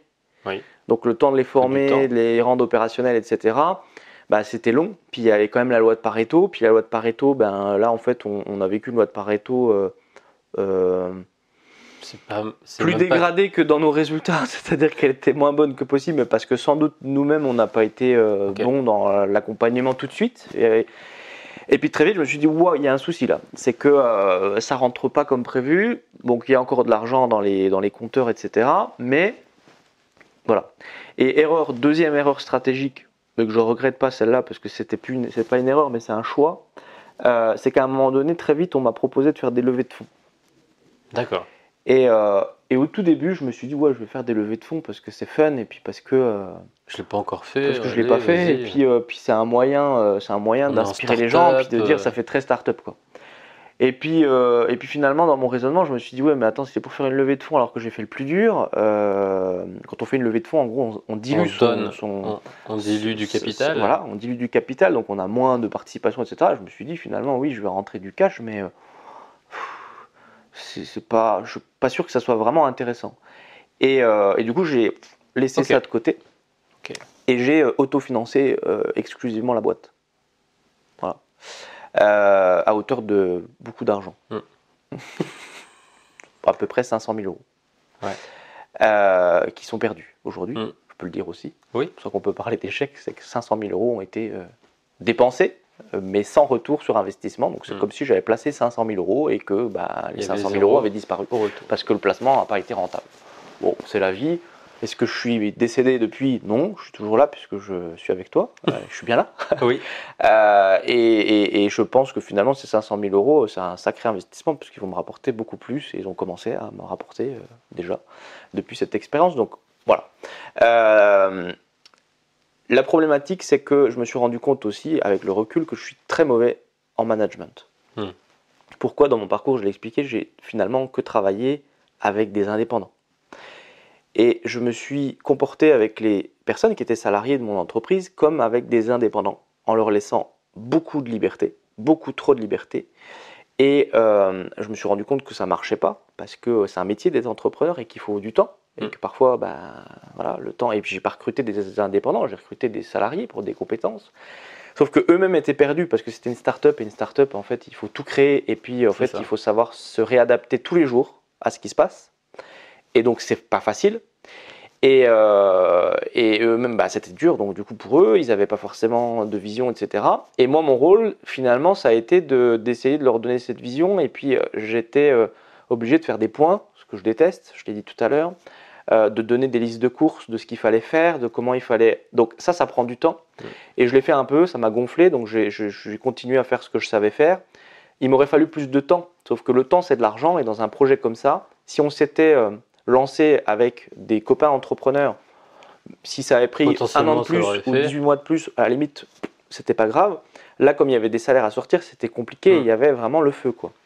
Donc, effectivement, donc potentiellement, tu aurais préféré recruter en amont toute une équipe d'agents co, les manager, ou de partenaires ou d'associés, leur donner un petit peu de billes et de voir avec le marché ce que ça faisait. Et surtout si c'est start-up, s'il y a développement, s'il y a potentiel, il y a levée de fonds obligatoirement? Alors, pas obligatoirement, ça forcément. dépend du modèle économique. Alors moi, les startups qui lèvent des fonds mais qui ne sont pas bénéficiaires, ça me fait absolument pas rêver. Et il y en a plein. Oui, beaucoup. Non mais je le dis parce que franchement, Ouais, en fait, c'est c'est sûr. super beau sur le papier. Les journaux, ils sont contents, j'ai levé 3 millions. Mais les mecs sont pas capables de gagner un centime. Ça, moi, ça me fait pas rêver. Parce que je trouve Ça, que c'est c'est fou. hors sujet sur l'entrepreneuriat. Mais c'est un avis perso. Donc moi, très vite, le but, c'était de gagner de l'argent. Mm. De gagner plus d'argent qu'il en sort. C'est ça. Et il n'y avait pas assez de traction en fait? Il n'y avait pas assez Non, pas assez de traction, trop de dépenses et Ok. pas assez de recettes en face. On était déficitaire tous les mois, donc forcément ça se creuse. Après, je reviens sur l'aspect start-up. Oui. Ils font peut-être pas une bille encore en chiffre d'affaires, mais il y a le potentiel et il y a le On achète autre chose. traction. On achète autre chose. Il y a puis, la traction. Oui, on achète justement une communauté qui est en train de se créer. Potentiellement, On voilà. achète, il y a de la matière, mais c'est un autre. Oui, C'est un une autre autre débat, gymnastique. c'est une autre gymnastique. Après, il y a des financiers partout qui sont capables de mettre de l'argent sur tout. C'est pas parce qu'ils mettent de l'argent sur tout que c'est bien. Ah, ça, c'est sûr. Et je réinvite les gens à faire des recherches sur la bulle Internet qu'on a connue dans les années 2000 et qui était à peu près sur le même principe. Aujourd'hui, tout le monde prend des parts partout dans tous les trucs, mais sans comprendre. Ils vont perdre de l'argent, mais ils le savent, parce que de toute façon, on parlera peut-être de Business Angel à un moment donné. J'en connais plein et j'ai fait partie aussi de clubs de Business Angel. On sait statistiquement que sur 10 entreprises, il y en a une qui va nous rapporter, quoi. C'est ça les stats. Hein. Et une ou deux payent l'échec ou Mais en gros, c'est plus un passe-temps Oui. qu'un moyen de s'enrichir pour de vrai. Pour être très franc sur les chiffres, c'est un peu comme ceux qui boursicotent, quoi. Au global, on fait des bons coups, on fait des trucs, mais ce que j'ai dit, c'est le long terme. Voilà. Donc là, on était en gros aux 6 mois. Je suis un peu long dans l'explication, je vais essayer d'accélérer.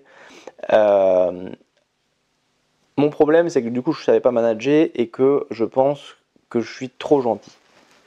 Alors, c'est bien d'être gentil, mais parfois, je suis trop gentil et je ne suis pas gentil comme il le faudrait. C'est-à-dire que j'avais pris la responsabilité de ces personnes qui m'ont rejoint et pour moi, c'était inconcevable de devoir m'en séparer et de leur dire, en fait, je ne peux plus payer, donc on arrête. Et donc, au lieu de faire un choix d'entrepreneur et de dire, bah là, ça va pas, donc il faut que je me sépare d'une ou deux personnes parce que ça va alléger les choses, je me suis entêté, donc je vais persévérer, c'est bien. C'est pour ça que c'est toujours une question de nuance. On ne sait pas si on se plante à ce moment-là ou pas. Avec le recul, je me suis planté. Parce que c'était pas de la mauvaise. C'était pas de la persévérance, c'était un peu de la bêtise, quoi. Parce que voilà, il y avait un côté affectif, humain, etc. Et en gros, pendant très longtemps, j'ai essayé d'adapter le modèle économique en me disant je veux que ce soit rentable, je veux que les gens aient des choses à faire qu'ils savent faire, dans lesquelles ils s'éclatent. Et alors du coup, je me suis créé une équation à résoudre qui était complexe, que j'ai pas su résoudre dans les temps. On a changé de modèle économique en cours de route, ça a été un vrai succès, mais le vrai succès, il n'a pas été suffisant d'un point de vue financier. C'est-à-dire qu'en très peu de semaines, on a rentré l'équivalent de 200 000 euros, ce qui était énorme, sur un fonctionnement différent. C'est-à-dire que ce n'était plus les clients qui nous payaient, c'était des annonceurs sur le site, et puis on accompagnait les clients presque gratuitement, en fait, donc de manière complètement différente. Sauf que les charges et les dettes accumulées ont fait que c'était presque trop tard, et il aurait fallu que ce projet il soit 2 fois peut-être plus important pour que ça fonctionne comme ça dans le temps. Et je pense que j'ai eu une lassitude. Pour le coup, là, j'ai pas eu de persévérance et je me suis dit, le projet, il commence à me gonfler. Et du coup, je l'ai laissé vivoter et je l'ai mis de côté pour me consacrer à d'autres choses. Mais je pense que c'était finalement une bonne chose parce que c'est ça qui m'a fait me consacrer aux entrepreneurs en me disant, finalement, ce que j'aime, c'est aider les autres à réussir. Et j'ai pris conscience que c'était ça. J'ai pris conscience grâce à ça que, et on parlera du mastermind tout à l'heure, j'aurais bien voulu être accompagné à un moment donné sur les problématiques de décision, de prise de recul et tout, parce que autant vous dire qu'à ce moment-là, le recul, il n'y en avait pas. Et du coup, je pense que ça a été hyper positif. Ça, c'est sûr. Juste avant qu'on bascule là-dessus, il y a à mon avis, une très, très belle stratégie que tu peux nous partager sur aller chercher de la visibilité sur des chaînes télé, radio, presse. J'avais un gros projet l'an dernier, tu m'avais partagé cette stratégie et elle était dans les prévisions et je comptais vraiment dessus aussi pour faire connaître un projet. Est-ce que tu peux nous partager un petit peu peut-être cette croyance que nous on a en tant que solo entrepreneur ou petit entrepreneur, j'ai envie de dire, au début, on ne va pas intéresser, on ne peut pas... le syndrome de l'imposteur à fond, alors que toi, tu y vas, tu es passé chez BFM et tu peux nous expliquer. Oui, c'est vrai qu'il y a eu pas mal de passages médiatiques dans cette expérience. BFM, RTL, Énergie, France Bleu, l'Obs, Challenge, enfin vraiment que ce soit en presse écrite, radio, télé. France 2, voilà, des choses sympas à mettre sur un CV à mettre sur un CV ou en tout cas pour lancer un projet. On est d'accord. Comment ça s'est fait? Alors déjà, pour que les gens s'intéressent à vous, il faut qu'ils sachent que vous existiez. Ça paraît idiot, hein, mais si vous attendez que les gens sonnent à votre porte et vous appellent comme ça va pas être facile. Donc soit il faut faire vraiment beaucoup de bruit et puis développer vachement la boîte, soit il faut leur faire coucou pour leur dire tiens coucou, je suis là, j'existe, et voilà. Donc ça c'est un truc qu'on a pu faire assez rapidement en disant voilà, on crée un nouveau concept. C'est un peu le principe de l'inauguration. Oui. Quand on lance quelque chose, on fait une inauguration, que ce soit d'un site internet ou d'un local. Alors on le fait plus sur quelque chose de physique en général, mais ça peut se faire de manière différente. On le dit. Donc ça, on l'a fait à notre petite échelle au départ, en local. Ça a bien pris. Du coup, forcément, quand on passe dans un média, les autres médias se disent c'est super parce que eux, ils font de la veille. Et du coup, ils se disent ah ça c'est bien. Et puis lui, c'est un bon client parce qu'il a des trucs sympas à dire. Et puis c'est un thème qui intéresse, etc. Donc en fait, ça fait ricochet, ça fait boule de neige. Donc en fait, ayez un communiqué de presse et essayez d'avoir des choses à dire sur votre entreprise à chaque fois. Alors, sur votre entreprise, mais surtout sur le marché. Parce qu'en fait, ce qui fonctionne beaucoup dans la presse, c'est d'intéresser les gens et pas de parler de vous et de votre business. Oui, il va être évoqué forcément, mais c'est parler, c'est de toucher les médias en ayant quelque chose à dire à leurs lecteurs, à leurs auditeurs, à leurs spectateurs. Et donc c'est là où il faut être un petit peu malin et il faut regarder. Soit on le fait tout seul, soit on se fait aider. Il y a des gens qui sont spécialisés dans les RP, les relations presse, les relations publiques. C'est leur métier en fait que d'accompagner des clients privés, professionnels, dans le fait d'aller dans les médias.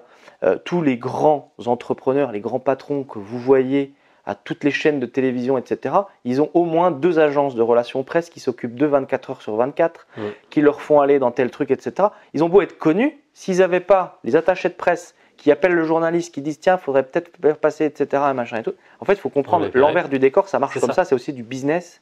Et du coup, voilà, donc c'est aussi du business dans le sens où parfois, il y a des grosses entreprises qui payent des pubs dans un média donné, et du coup, on leur dit en contrepartie, je te file de la visibilité. Ça marche aussi comme ça. Donc, nous, on a fait ça à notre petit niveau, on a fait notre inauguration, puis on en a parlé. Ça a fait boule de neige. Et puis, on a aussi pris 2 agences de relations presse, une locale au départ, et puis une sur Paris. Ok. Ça coûte de l'argent, c'est un investissement. Nous, à l'époque, on a pris une très belle agence, parce qu'on s'est dit justement, si on veut être au niveau national, il faut prendre quelqu'un qui tient la route. Donc, on a pris une agence dans laquelle il y a, par exemple, à titre perso, Marc Simoncini, l'ancien patron de Mythique, médiatisé, machin, etc. C'est eux qui s'occupent de lui. Alors, je ne peux pas parler de beaucoup de monde, parce que voilà, c'est des trucs, mais lui, il avait évoqué il y a...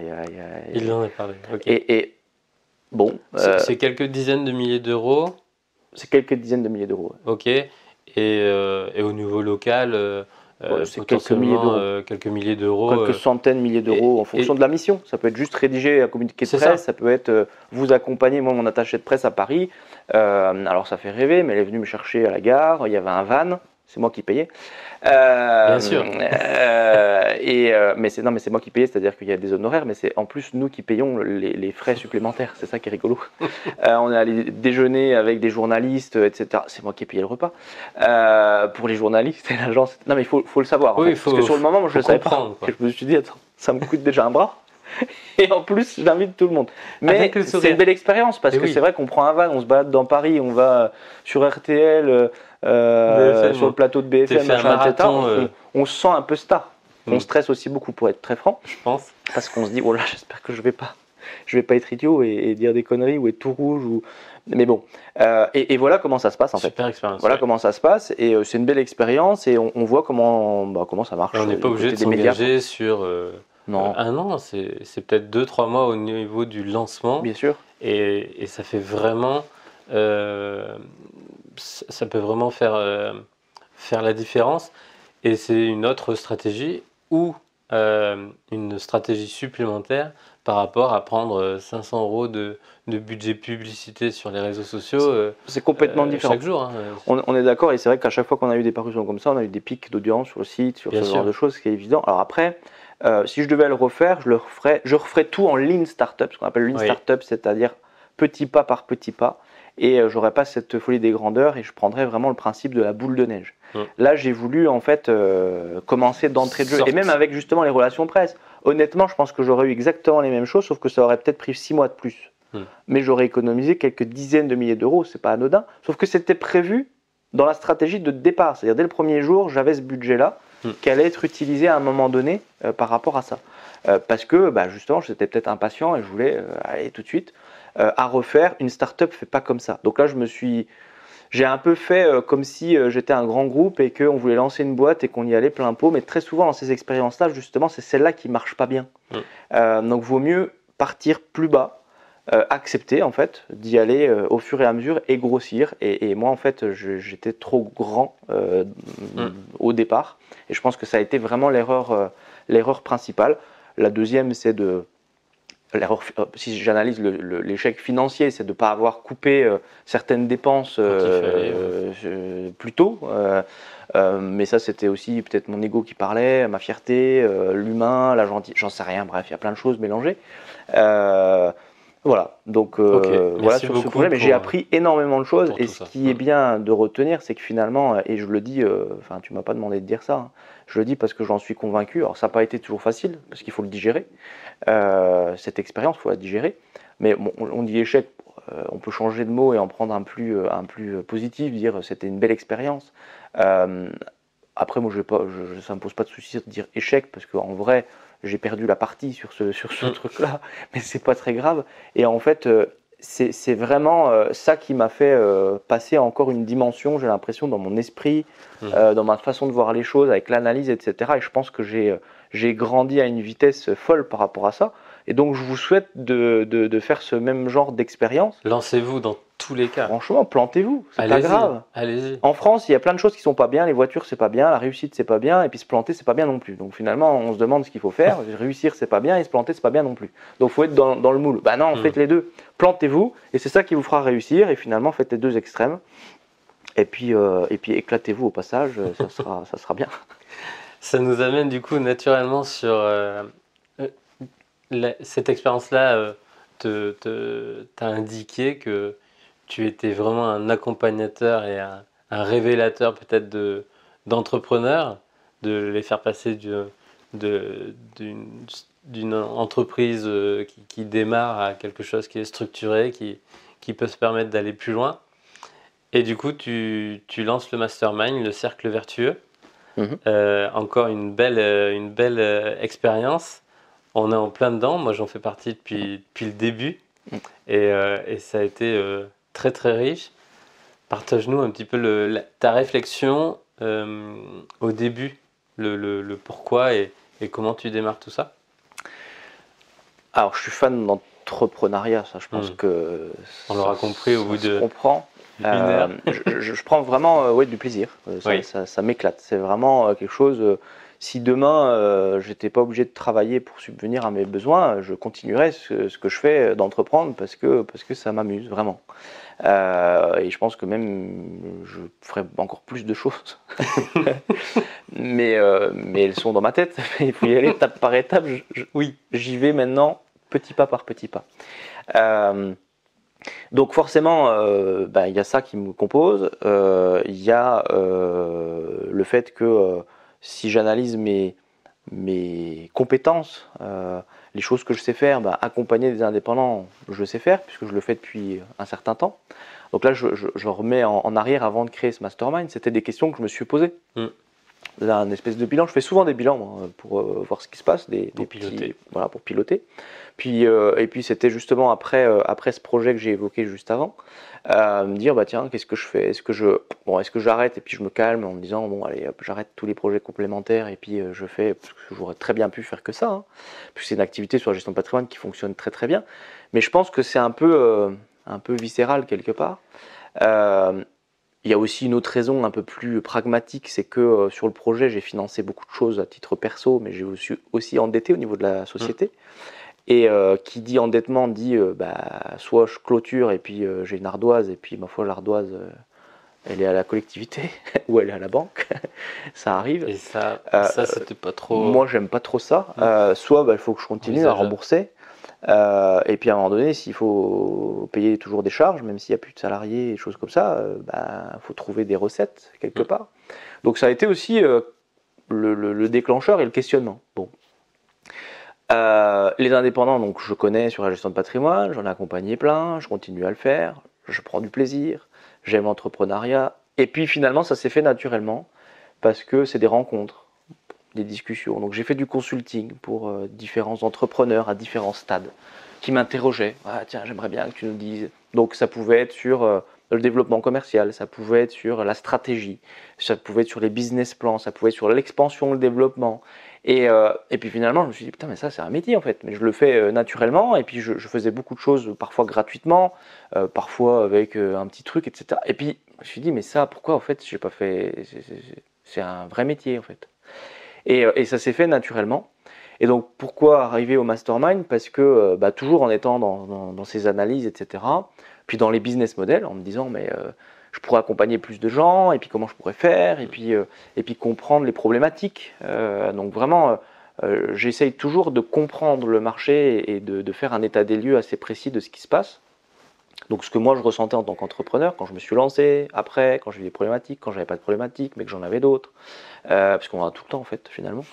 Et puis je me suis rendu compte dans ce même temps qu'il y avait justement ces principes de mastermind. Moi qui ai inventé le concept de mastermind, il existe depuis le début des années 1900 aux États-Unis. Il est répandu aux États-Unis avec des groupes d'entrepreneurs. Et puis il arrivait sur le continent européen avec des web entrepreneurs que je suivais depuis un certain temps. Et je me suis dit, ça c'est intéressant. Donc j'ai testé des choses. J'ai testé des groupes. J'ai fait évidemment des groupes business aussi dans tout mon parcours. J'en ai fait plein. Et puis avec le temps, avec l'expérience, j'ai pu me faire un avis précis sur chacun des concepts. Ça c'est bien, ça c'est un peu moins bien. Et puis finalement on répond pas aux besoins. Et puis machin, et puis truc. Et puis finalement je me suis dit, j'aimerais bien un groupe moi comme ça, comme ça, comme ça, comme ça. Ça n'existe pas, je trouve pas. Je vais peut-être le créer. C'est arrivé en fait comme ça. Donc de manière assez égoïste, en me disant je voudrais un groupe. Et c'était pas, alors le mastermind n'était pas un modèle économique pour moi. C'était plus d'être dans l'accompagnement d'entrepreneurs, mais plus sur un mode consulting, machin, etc. au début. Et en même temps que ça vienne te nourrir toi. Exactement. C'est pour ça que je dis c'est égoïste, c'est que c'était un groupe pour moi, parce que je voulais participer à un groupe comme ça pour mes entreprises. Et ça s'est lancé, en effet, il y a maintenant 2 ans. J'ai pris beaucoup de plaisir. Il y a eu aussi beaucoup de frustration parce qu'il a fallu trouver les réglages. Et puis la frustration au départ, c'était parce que j'aime bien que les choses soient positives et que les gens ils trouvent vraiment leur compte et puis soient contents. Moi, je me suis mis vachement en retrait au début et j'ai pas beaucoup participé parce que je me suis dit mais j'ai pas le temps de participer. Le temps de parole que je prends moi, il faut que ce soit pour eux et donc il a fallu trouver les réglages. J'aime bien aussi les choses qui évoluent sans cesse parce que sinon on s'endort et du coup sur des rencontres mastermind j'essaie de changer presque le concept même à l'intérieur de la façon dont on s'y prenait à chaque fois. Donc il a fallu le temps de trouver ses marques. Donc il y avait un peu de frustration mais aussi beaucoup d'enthousiasme et beaucoup de choses positives, plus de choses positives hein, bien sûr. Et en fait je me suis dit mais ça c'est quand même génial quoi. Et donc, il ne faut pas que je le garde pour moi. Cette modélisation, parce que le terme mastermind, ce n'est pas ça qui compte le plus, mais c'est ce qu'on y fait à l'intérieur, c'est-à-dire vraiment de se mettre en petit groupe, de se mettre à nu quelque part, de dire voilà, ce que j'ai fait là, depuis qu'on s'est vu la dernière fois, ça c'est bien, ça c'est pas bien, j'en ai conscience. Là, je doute sur ça, j'ai telle problématique, j'y vois pas clair. C'est juste indispensable en fait. Et ça devrait être répandu partout et ça devrait être obligatoire. Je ne suis pas en train de dire ça pour faire de la publicité pour le mastermind que je représente. Mais celui-ci ou un autre. Exactement, celui-là ou un autre, mais un autre qui fait la même chose. Oui.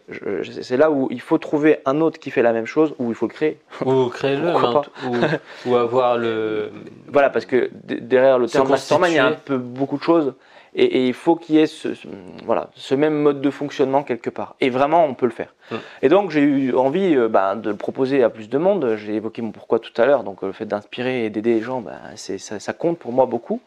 Donc, je me suis dit, comment on peut faire pour faire plusieurs groupes? Bon, je vais faire plusieurs groupes. Ouais, mais bon, ça prend beaucoup de temps et ça rentre pas dans mon agenda. Et puis, dans le fait que j'ai envie d'être aussi un peu libre de mon temps. Il faut trouver peut-être des gens qui animent les masterminds et puis à qui je vais expliquer comment je m'y prends parce que finalement la réussite du mastermind c'est pas que moi et moi j'ai vraiment une quote-part qui est assez limitée dans la réussite de ce projet-là. Il y a forcément quelque chose que je peux apporter, je dis pas que je sers à rien, mais je pense que la réussite vraiment de ce truc-là elle est pas liée à moi, donc on peut trouver des gens qui fassent exactement la même chose et c'est ce qu'on s'est mis à faire. Donc on a créé des groupes un peu partout en France. On est en plein dans le développement et dans le recrutement de personnes pour tout ça. Aujourd'hui, donc moi j'anime aussi un groupe local sur Dijon, puisque le premier groupe c'est un groupe international entre guillemets. C'est plutôt français, mais il n'y a pas de barrière et on bouge à chaque fois en fait tous les trimestres, on se rencontre dans une ville différente.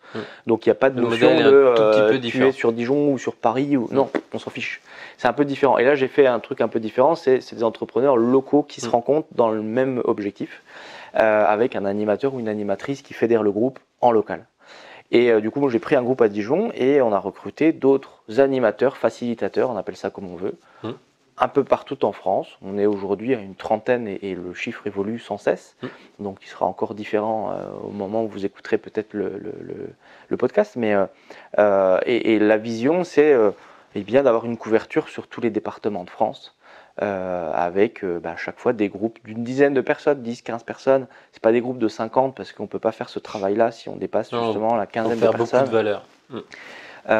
Et puis voilà, et puis apporter le plus possible avec moi des webconférences que je fais pour le réseau national tous les 2 mois, avec des événements nationaux comme celui qui a eu lieu mardi pour tous se rencontrer physiquement, faire de l'intergroupe, ce genre de choses.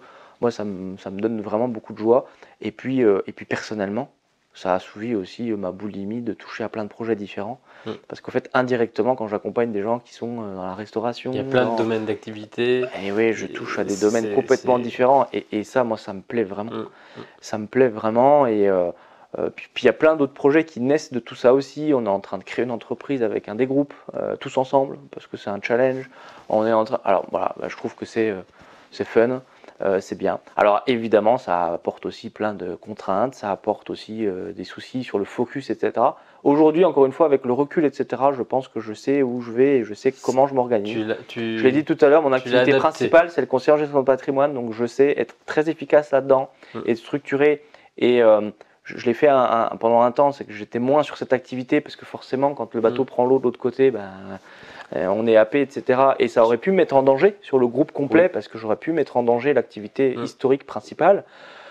Heureusement, il y avait des fondations qui étaient très solides, mais aujourd'hui, je suis concentré quand même là-dessus. Mais tout le reste, parce que je me suis organisé aussi pour avoir un peu de temps libre, j'arrive à le faire.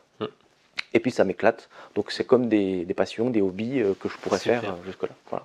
Super, merci beaucoup. Je vais juste rebondir du coup dessus sur le mastermind. Moi, j'ai vu l'évolution qu'il m'a apporté, l'aide.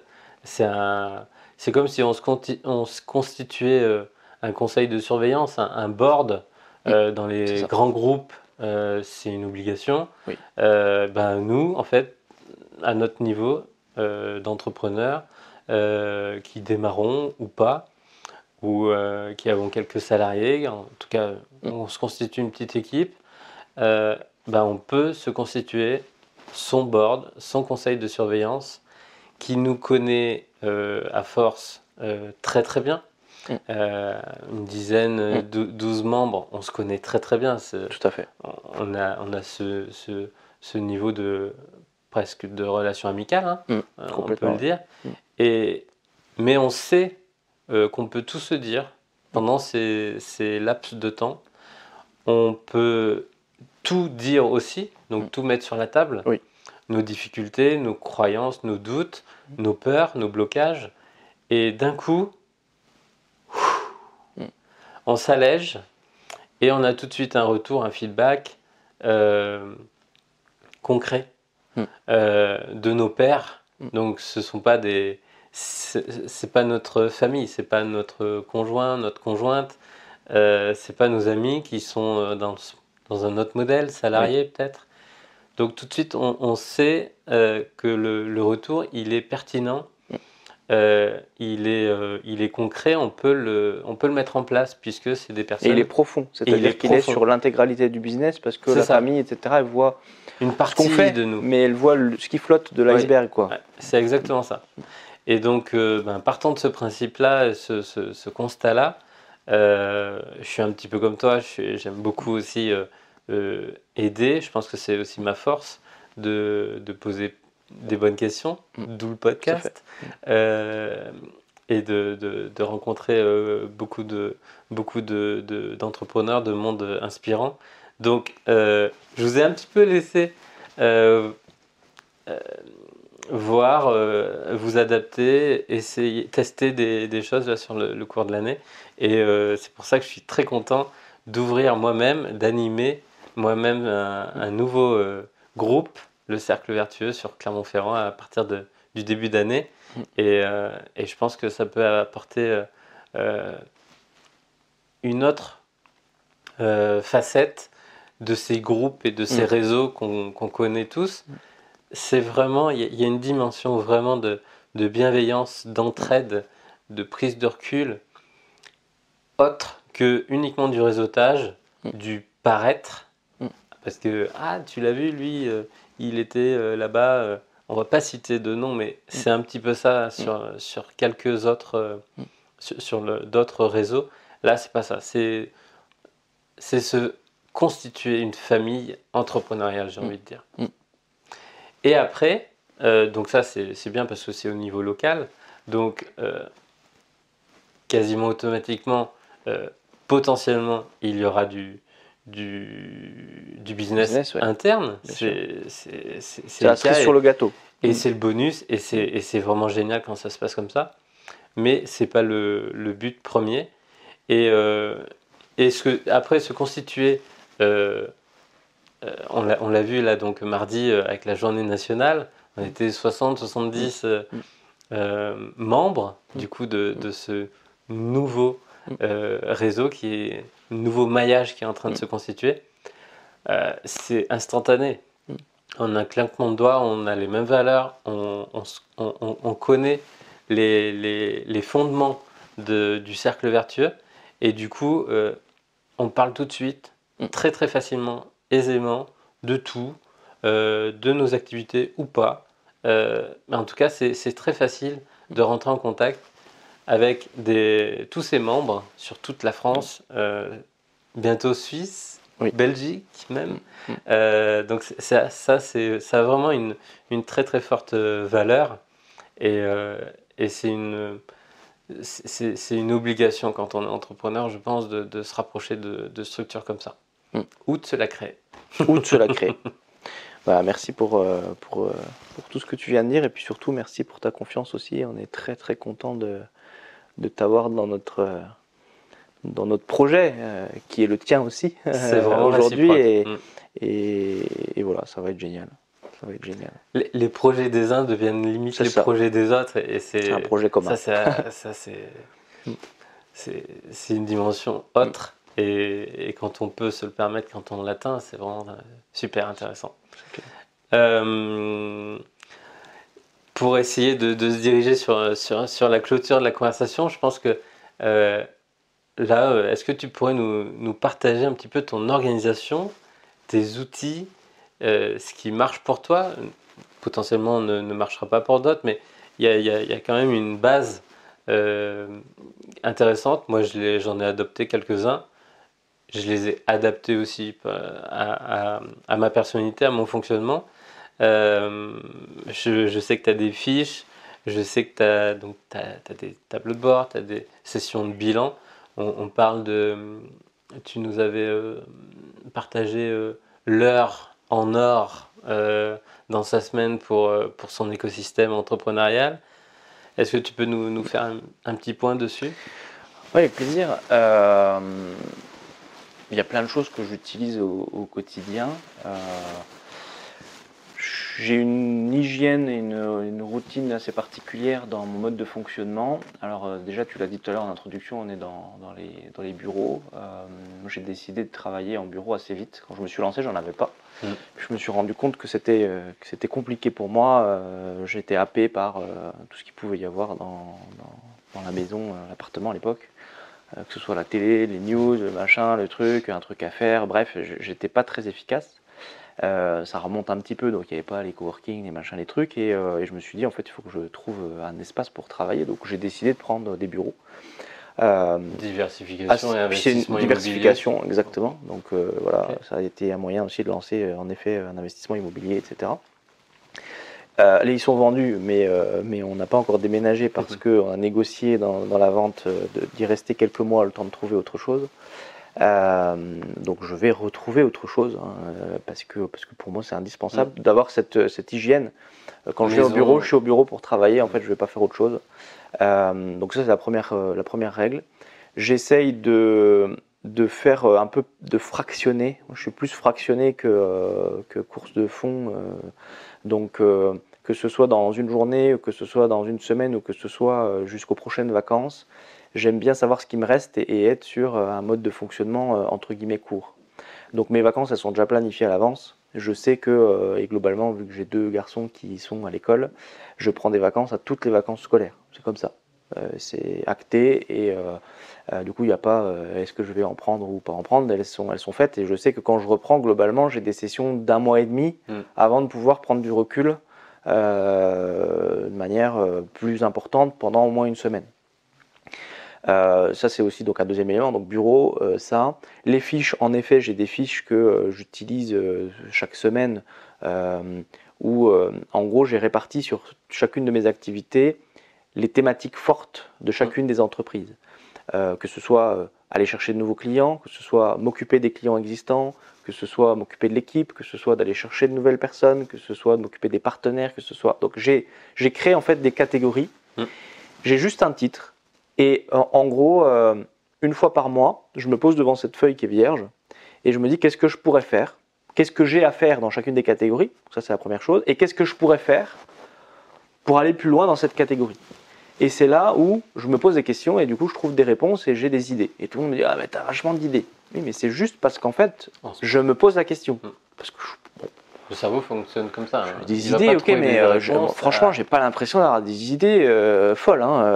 Sincèrement, j'ai plein de qualités, mais alors celle-là, je pense que c'est vraiment exagéré et c'est pas vrai. Après, j'ai juste des idées normales, moyennes, mais qui peuvent être intéressantes quand on se pose pas la question, ça c'est sûr, mais que vous pouvez vraiment toutes et tout savoir. Et puis après, je fais un espèce de plan d'action.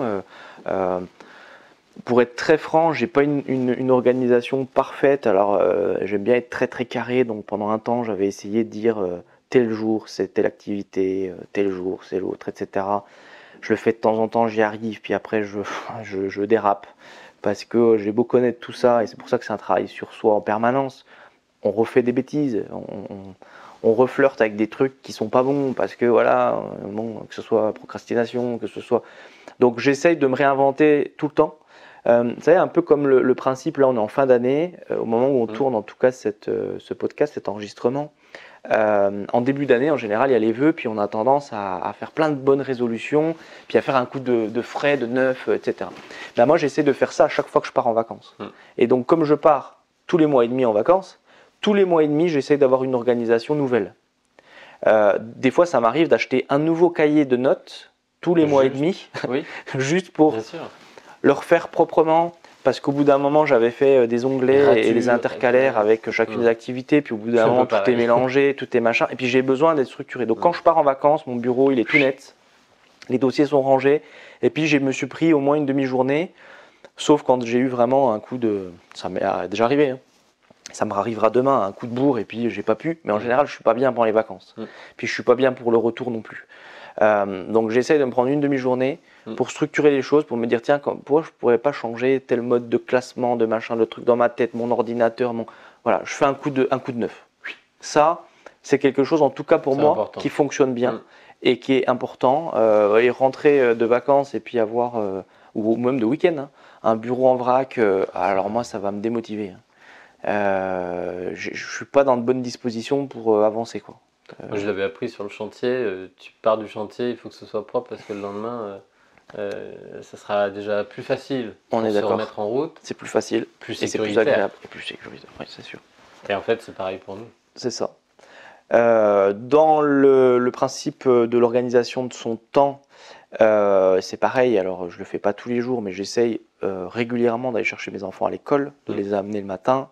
1 ou 2 jours par semaine, je mange avec des clients ou je mange au bureau rapidement parce que je fais des journées continues. Et puis 1 ou 2 jours par semaine, je mange avec mes enfants le midi. Puis j'ai la chance d'être dans une ville où je peux aller chercher à l'école et puis rentrer chez moi ou aller au restaurant ou peu importe.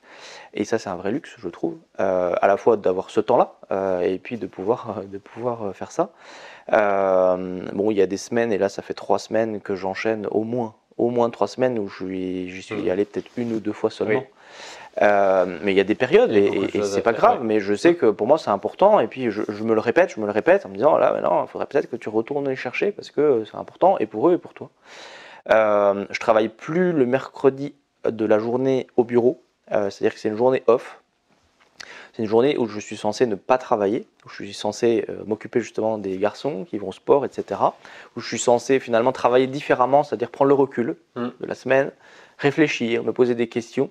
C'est plutôt du travail comme ça que je fais. Donc je serais un peu malhonnête intellectuellement de dire que je ne travaille pas du tout le mercredi. Ce n'est pas de la production potentielle. Mais j'essaye en tout cas d'avoir 80% des actions que je fais le mercredi qui sont des actions plutôt intellectuelles et stratégiques. Ça m'arrive de passer des coups de fil, de faire des mails aussi, très souvent. Parce qu'on a beau se mettre un cadre, on déconne, c'est ce que je dis.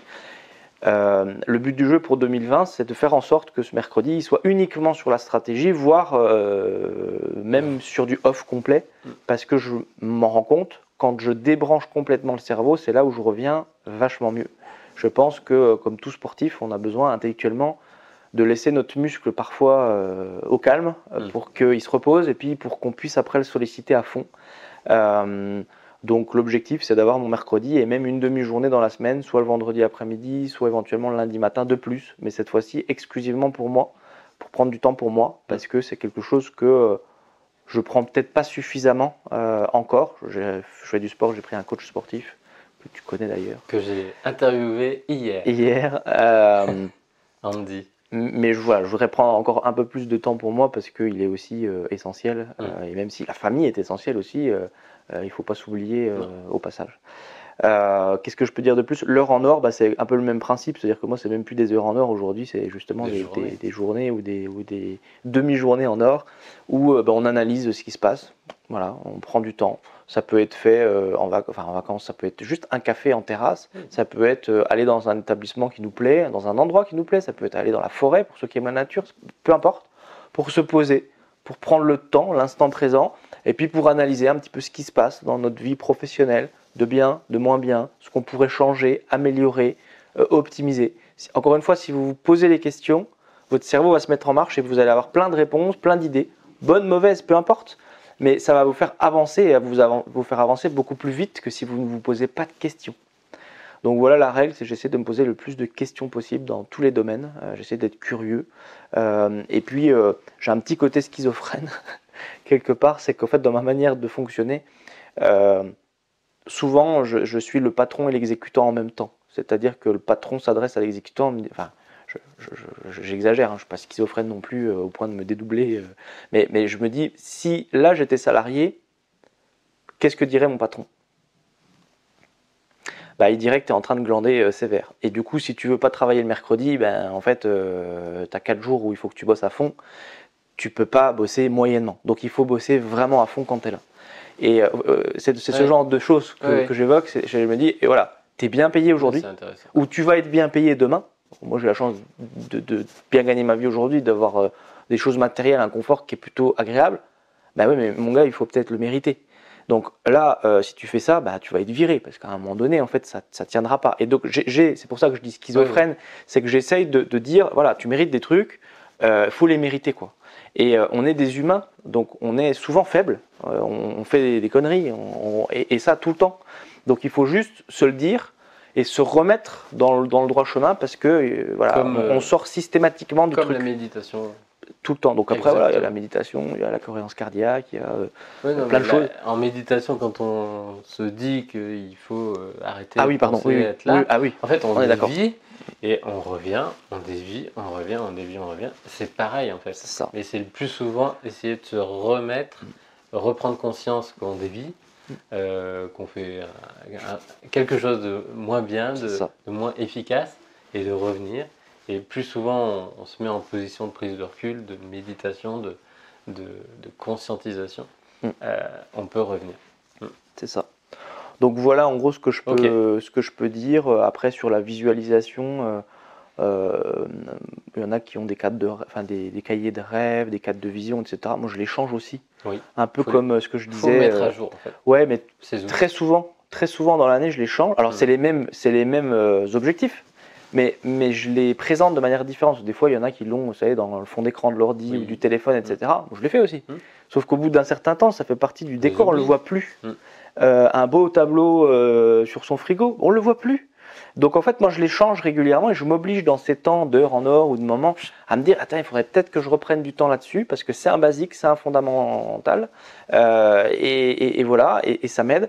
J'aime les voitures, j'ai dit tout à l'heure, je vais régulièrement dans les concessions, je regarde les sites internet pour me faire rêver sur des joujoux, parce que ça s'appelle comme ça, mais parce que moi c'est motivant, hein. Je suis encore un enfant et on est tous des enfants, je trouve que je suis un peu plus grand, et que du coup elles sont plus grosses en taille, mais c'est la même chose que quand j'avais 5 ans et que je collectionnais les Burago, quoi.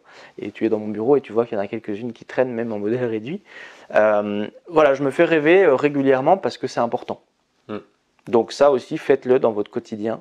Des fois on se dit ouais mais j'ai pas le temps, puis j'ai pas le droit, puis voilà. Il y a des jours où vous n'êtes pas bon, vous n'êtes pas dedans, vous êtes fatigué, vous êtes coupé. Et ça je le sais le faire aujourd'hui de plus en plus. Je coupe, j'arrête, j'éteins tout. De toute façon je vais faire des trucs qui seront pas utiles et qui seront pas bons. Donc là je vais chez Porsche, je vais machin, et puis je me prends un moment pour moi, et puis je reviens, puis je suis en forme, puis j'arrive à faire ce qu'il fallait faire. Et puis si ça se trouve je le fais en 2 heures alors que j'aurais mis 2 jours. Donc ça c'est aussi une pépite d'un mode de fonctionnement. Il faut s'autoriser ce genre de choses. Et même si je disais que le patron il n'est pas content parce que je préfère, si je suis patron, avoir quelqu'un qui est pas bien, lui dire rentre chez toi, sois cool, et après tu feras le boulot. Voyez, je préfère ça en fait. Si je suis vraiment patron avec quelqu'un en qui j'ai confiance. Voilà ce que je peux partager. Super. Quelques livres ou quelques ressources, films, documentaires il y en a plein, mais ceux qui m'ont peut-être le plus fait réfléchir dans mon parcours au départ. Le livre Réfléchissez, devenez riche, il est simple, très basique, mais il m'a fait beaucoup cogiter. Puis il m'a fait beaucoup cogiter parce que je pense que le fait que l'auteur soit un auteur historique quelque part, et rencontrer des personnages historiques aussi m'a fait le prendre encore plus au sérieux peut-être intellectuellement que d'autres sur le développement personnel. Et du coup, il m'a beaucoup fait réfléchir, donc je l'ai lu plusieurs fois et je le conseille à ceux qui l'ont pas encore lu, mais même à ceux qui l'ont lu, de le relire parce qu'en fait le prisme il est différent à chaque fois. Il évolue à chaque fois. Donc c'est vrai qu'au bout d'un certain temps, on tourne en rond, c'est-à-dire que les sujets, c'est souvent les mêmes, on va pas se le cacher. Sauf qu'en fait, ils sont toujours abordés d'une manière différente dans son esprit par rapport à ce qu'on a vécu, par rapport à plein de choses. On le disait, on est des humains, donc on est borderline, donc on revient à des fondamentaux en disant mais ça je le sais pourtant, mais j'avais oublié là pendant un temps. Donc ce livre-là, Père riche, Père pauvre, pour la vision aussi d'entrepreneur investisseur et pas que chef d'entreprise qui a juste son activité.